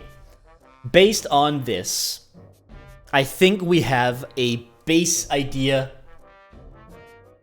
Uh-oh. Poise falling out. That's not great. Hang on. I'm gonna turn this music down a bit. I don't know how low it is for you guys, but it was a little bit loud for me. Okay. So. Here is the events as far as I understand them, okay? Based on absolutely not just what happened, but through watching that shit over, what we just went through here, right? Earth exists, the way we understand it now, somewhere in the 1980s, Ardwin wins an award of some kind in biology. He's a smart lad. What a lovely one. He gets a family. It's great. Then, for God knows what reasons, he decides to shrink down humanity. But just a little bit. He wants to shrink humanity a bit. As far as I can tell, it's not detailed why he wants to do this. He wants to shrink humanity, and that's it. Let's assume for poverty reasons, or I don't fucking know, global warming, something or other. Something that's like, hey, humans are gonna need less resources now. I don't fucking know. Anyway, then he goes, okay, everyone, every single human being step inside the Shrinkomatron. All of you, yes, my wife and my child as well. All of you get in there. I'm gonna get in there as well, I guess. There were millions of those jars with the aliens. Right. I would also assume that there's a lot of... Oh, you're right, like here in the background. There's a lot of jars. Right? And I think that's gonna make sense here in a second. He got every single human being to step into the fucking Shrinkomatron for some reason. And every single human being got too small. They became bug-sized. And Ardwin is immediately like, oh fuck. I made mankind itty-bitty. And I suck. Oh god, every human being is doomed because this is too small to exist, right? He goes into his house, and he starts working on something that can unshrink humans. This is what I'll refer to as the fix-it period. This is what we have over here. Fix it. Meanwhile, I want to say Jared, because I wrote Jared here. I'm just going to say Jard. Jar. There you go. Open parenthesis, come, of course. Meanwhile, tiny humanity has not died, to everyone's surprise, and they have noticed that, oh my god, cum aliens are approaching, and they're not going to be great. Either that, or humanity literally got attacked by cum aliens, and it took them a long time to perform the attack. Either way, humanity, while in possession of the knowledge of the cum aliens, managed to get themselves onto escape shuttles, right? Probably multiple escape shuttles, if I had to assume. I mean, we're talking about all of humanity here. They escape while being attacked by cum aliens, or before being attacked by cum aliens, and then the aliens just decide to jar everything, right? They take the pyramids, they take this house, they take that house, they accidentally hit like one of the escape shuttles that they sent away. Breaks through the water. Oh god, Poi is missing all of this. Anyway, they get a bunch of stuff. It's gotta be during the jarring or they wouldn't have a jar of it. You're right. Like, they wouldn't have this shuttle, unless it's just an unrelated space shuttle, but we might as well make assumptions since we have to. They catch a space shuttle, they catch the Eiffel Tower, they catch Artwin's house, which is, by the way, while we're on that subject, Artwin's house is like the same size as the Eiffel Tower, unless these jars are varying sizes. Who knows? Anyway, good on Artwin, he got an expensive house. Proud of him. Humanity managed to escape. Humanity lands on Aegis, right? And a lot of them are jarred. A lot of these humans are put into cum jars. And it's all very sad. The houses aren't frozen in time, they're just in the state that they were in when they were put in a jar, because guess what? They're in a jar. You can't get new stuff. Ardwin's house is frozen in 1991, by virtue of it being removed from Earth in 1981 when this attack... 1991 when this attack happens, right? Hi, Poi. At this point, some humans have already made it to Aegis. I assume. Because I feel like escaping from Cumjar Land is a way bigger of an endeavor, right? And even Ardwin didn't really have the technology to do it, and he's a smart cookie. So humans escaped probably during cum alien attack, because the aliens literally have a shuttle in their collection, right? So humanity got to Aegis. Aegis, by the way, is a donut, actually. There you go. Humanity got to Aegis, and they're tiny, and they continue living for thousands of years. So my assumption is that during this jarring somewhere, Jar also escape, as I said here, right? Then, this shrink is incorrect, I think. Then, many years pass, humanity gets reestablished here, and then, Milo leaves. Milo's curious about what created them, why are we here? Maybe this planet has signs of it, right? Ooh, actually, hold on. Tinykin opening cutscene. Tinykin all cutscenes, that'll do. Planet shining with life, the home planet of humanity. That's Aegis. According to what they teach in school, nowadays I'm the one teaching. I'm Maladane, an archaeologist and researcher in the most prestigious university in the world. Cool. And this is Nevis, my Very future world. assistant. I've studied relics, artifacts, and fossils, and my conclusion is clear. Humans do not originate from Aegis, but somewhere else. Aha. Our true home planet awaits us, far beyond the stars. During my research, I came across an ancient signal, clearly of human origin, emanating from a nearby galaxy. Since that discovery, I've been preparing to go and meet the originator of the signal. We've explored each planet from pole to pole, and now we found it. Hold on, what was that? Of the signal. We've explored each planet from pole to pole.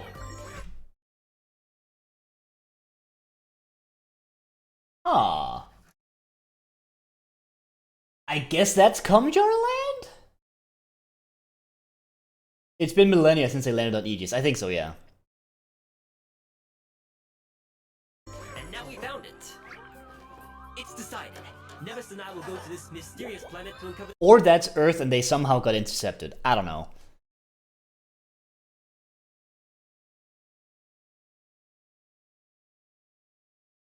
Humanity had multiple escape planets. Yeah, definitely. They had a couple of candidates in case of a critical situation, right?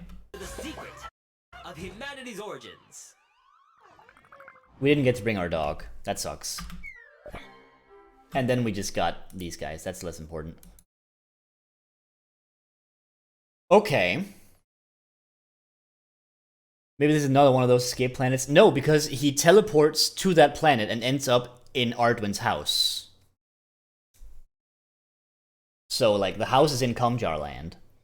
Unless Kumjar Land is on... The teleporter went wrong. I guess? Humanity's origins. It's decided. Nevis and I will go to this mysterious planet to uncover the secret of humanity's origins. I don't see anything wrong here. I don't see any bugging. Like, it's still checkmarked. The dog just didn't get to come for some reason. The secret of Right? humanity's origins. Okay. Okay. So this means, again, shrink humans. We don't know why. Who cares? Humans are too small. Arwen becomes a hermit trying to fix it. Meanwhile, humanity is attacked by aliens and they escape. Despite being small, because humans prosper, right? Some of them get caught and put in jars. Even one of the shuttles get caught, but one of them at least makes it to Aegis, establishing humanity as we know it. The rest are put into Kumjar Land, where you either die or repopulate the Eiffel Tower. I don't fucking know. Except for Ardwin, who was in his house. Obviously, at this point, he knows that he's been jarred, right? Because he's not an idiot. He looks outside. Oh, God. Well, that sucks. How can I escape? He plots up a plan, but he doesn't have the technology for it, right? So he gives up on that, and he just decides to live in a freaking, like a zombie state where he's listening to music and thinking about his wife or whatever.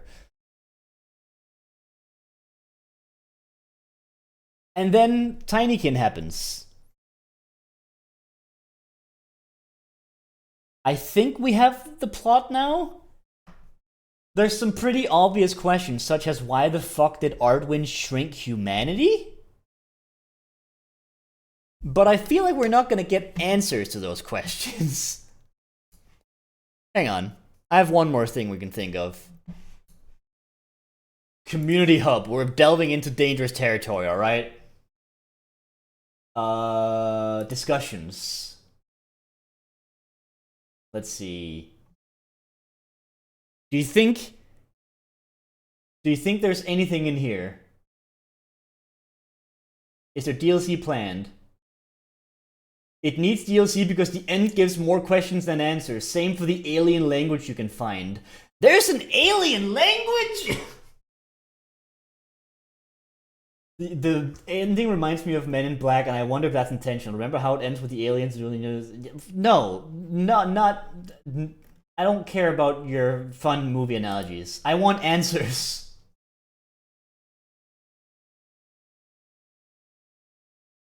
Okay. Let's see. Not unlocking. You still explore after finishing the game. Gotta catch them all. Tiki mask. Is anyone on here like, hey, what the fuck? Amazing game with an amazing ending. Cool. Alright, bye, Jessica. It was cool having you here. Missing. I need Korean. Cool on you. Good on you, buddy. Hang on. Ending. Ending question. Spoilers, of course. Alright, let's see. What is the blue liquid and can it be destroyed? This is not where your brain should be at the moment. In the attic where the house and castle place located, whatever, blah blah blah. I mentioned more pollen up in it. The blue squid and the houses and jars at the end of the game. What's this? Is the game in a lab or something? Also, what's with the weird machine in this secret room behind the arcade in Solarium Park? I didn't find this! There's also a screen with Milo on it and weird alien writing. I did see this on the TV Tropes page. It reads like, eliminate him or whatever. That's probably the cum jar aliens being like, intruder, right? Language seems interesting. The blue liquid is a vial below armors raised in the house in the attic. You approach him before destroying the boombox. You mentioned something about it in passing, like the other NPCs. Yeah, they're like, get this foreign object out of here. Exactly. Power source. I think part of it is because the ending and the one secret room behind the casino is the only time you have any sort of overall world lore. I know there are some hidden observant eyes you can spot, but until the ending you basically get nothing to do with Arwen outside of the name drops. The destruction of life on Earth, just the minimal local lore with the church bugs. Arwen. So when you cram basically all the major plot into less than a 5-minute ending, I'm going to grasp wanting some... Yeah, yes, I agree. TLDR, the gameplay held my interest a lot more than the story did. Yeah, sure. Many unanswered questions. Maybe in DLC? We don't need DLC. I got this shit sussed out. For the strange text behind the casino, my guess is that they're letters and numbers. Oh god, are we fucking ARGing this baby now? Did everything get shrunk? Did they all get turned into bugs? Why is the house in a jar at the end? Why is time stop? What's the machine? Reminds me of Men in Black. Get out of here! We get it. You watched a movie. Amazing ending. Drop objects. Gotta catch them all. Missing 4 pollen. Reviews. Ultra wide support. It has ultra wide support. I played it on ultra wide screen. The game deserves better. I mean, it's still a very good game. Let it be known that even with this plot bullshit, this game was such a fucking delight. I enjoyed the shit out of this game. I just feel like I should say that because while I'm having a rabbit hole moment here, this was still a great time. And it was very cute. Hello? Ended production will be released... What? I don't know. Best demo. Cool. Jim led me here. A certain member of the internet aristocracy looked like fun. Waiting for... Okay, cool. I don't even think the internet of Steam community hubs have an answer for what we witnessed. But as far as I'm concerned, this is as close as we're gonna get.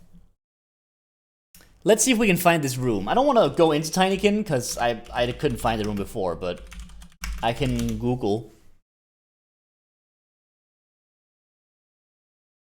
What is this? Easter egg archive. Okay, sure.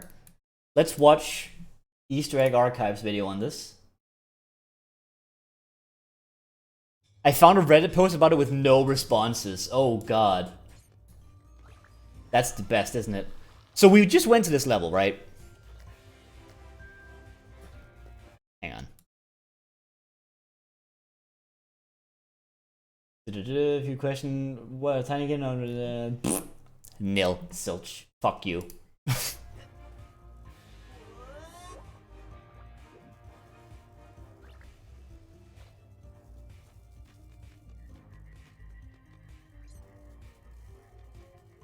Oh, what?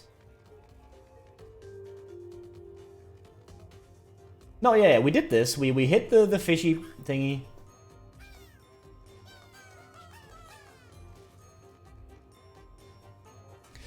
What if we launch a Tinykin wiki, rewrite the ending article all wrong to make one of the writers / devs notice? You mad genius, you've done it.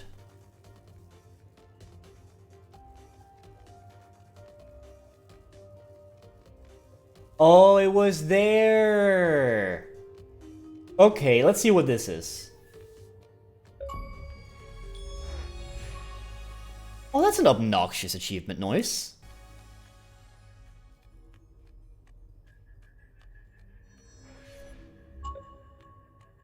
So we have an alien language here. I think the TV tropes page mentions some stuff here.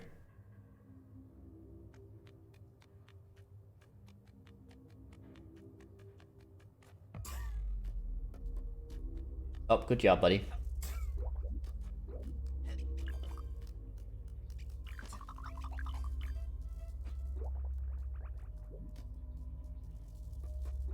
Why is it in the house? Very good question.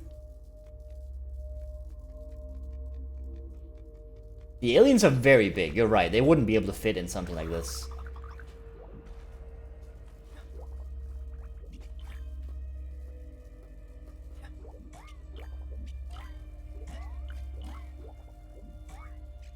Oh. God damn it. God damn it, Easter egg archive.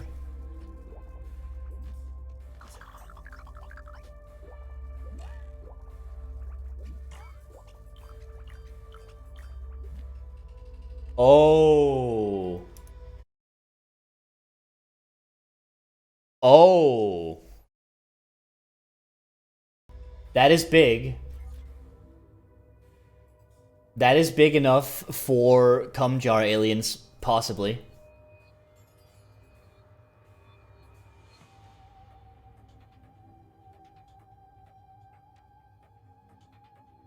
Hmm. Oh, that's very big. And I think this is like domed off, so you can't go in there.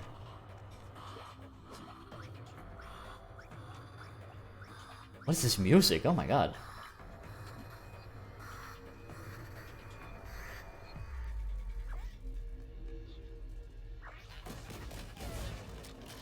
Maybe every cum jar has like a control room. That would make sense.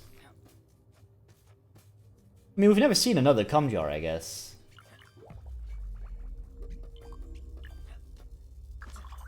Is there more? But I think it's very fair to say that this is definitely not something that Ardwin knew about, because if he knew about this, he would be taking this technology. Then again, he doesn't have access to Tinykin, so maybe he couldn't even get in there. I don't know, I feel like he'd find a way.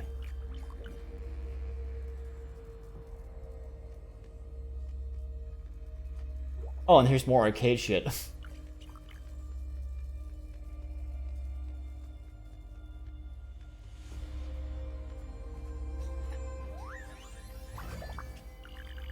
Yeah, it has been obstructed.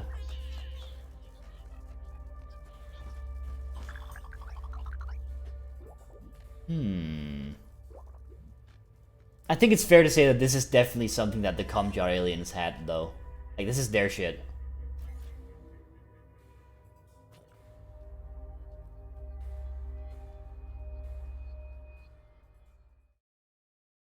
Thanks for watching. Wait.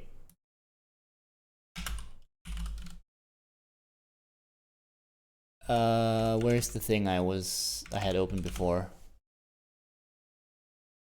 So we had this article, right? I believe there was translations in here.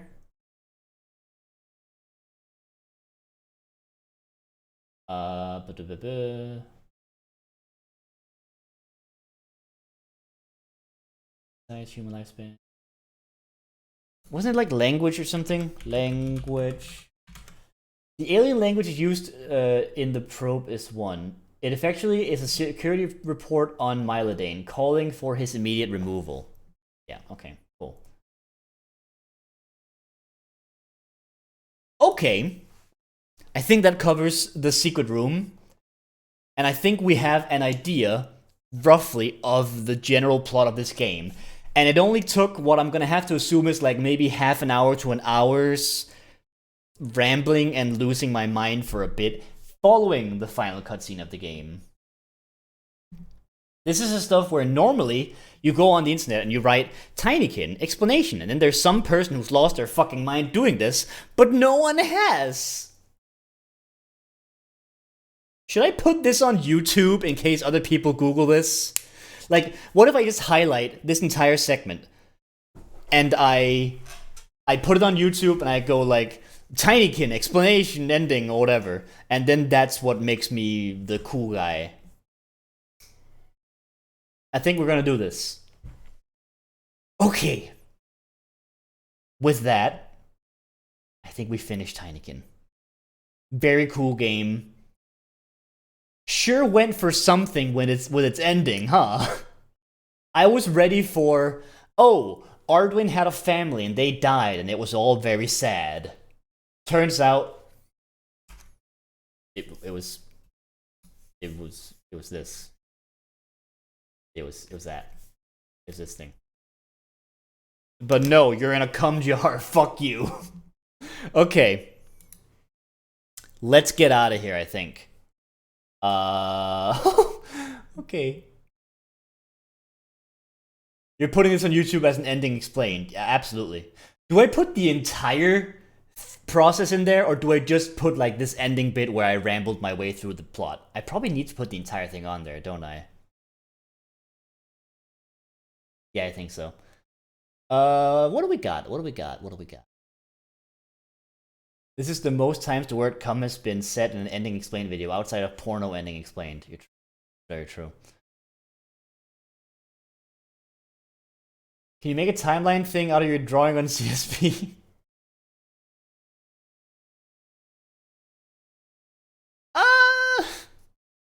No. No. Nah. Alright, let's see. Do we raid? I guess we do raid. Oh god. Okay. Thanks to the 3 people who stuck around for me trying to get my way through this ending. So what's the raid phrase? I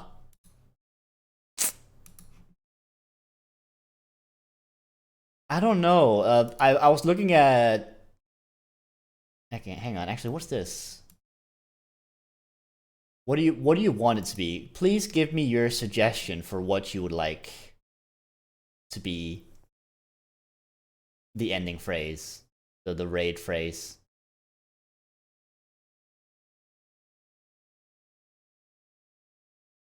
Let's see. We cannot just run into another stream screaming about cum jars. That's the thing! We can't just talk about cum jars, because what if I raid somewhere that's like, I don't know, trying to at least be some semblance of child-friendly? How about Ty? Ty is cool. Ty is playing Gravity Rush.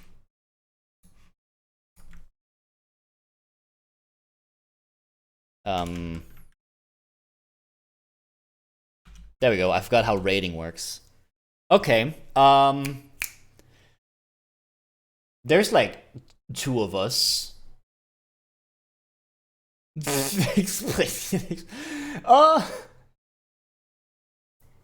I guess technically it also wouldn't be very cool to just jump in and spoil Tinykin.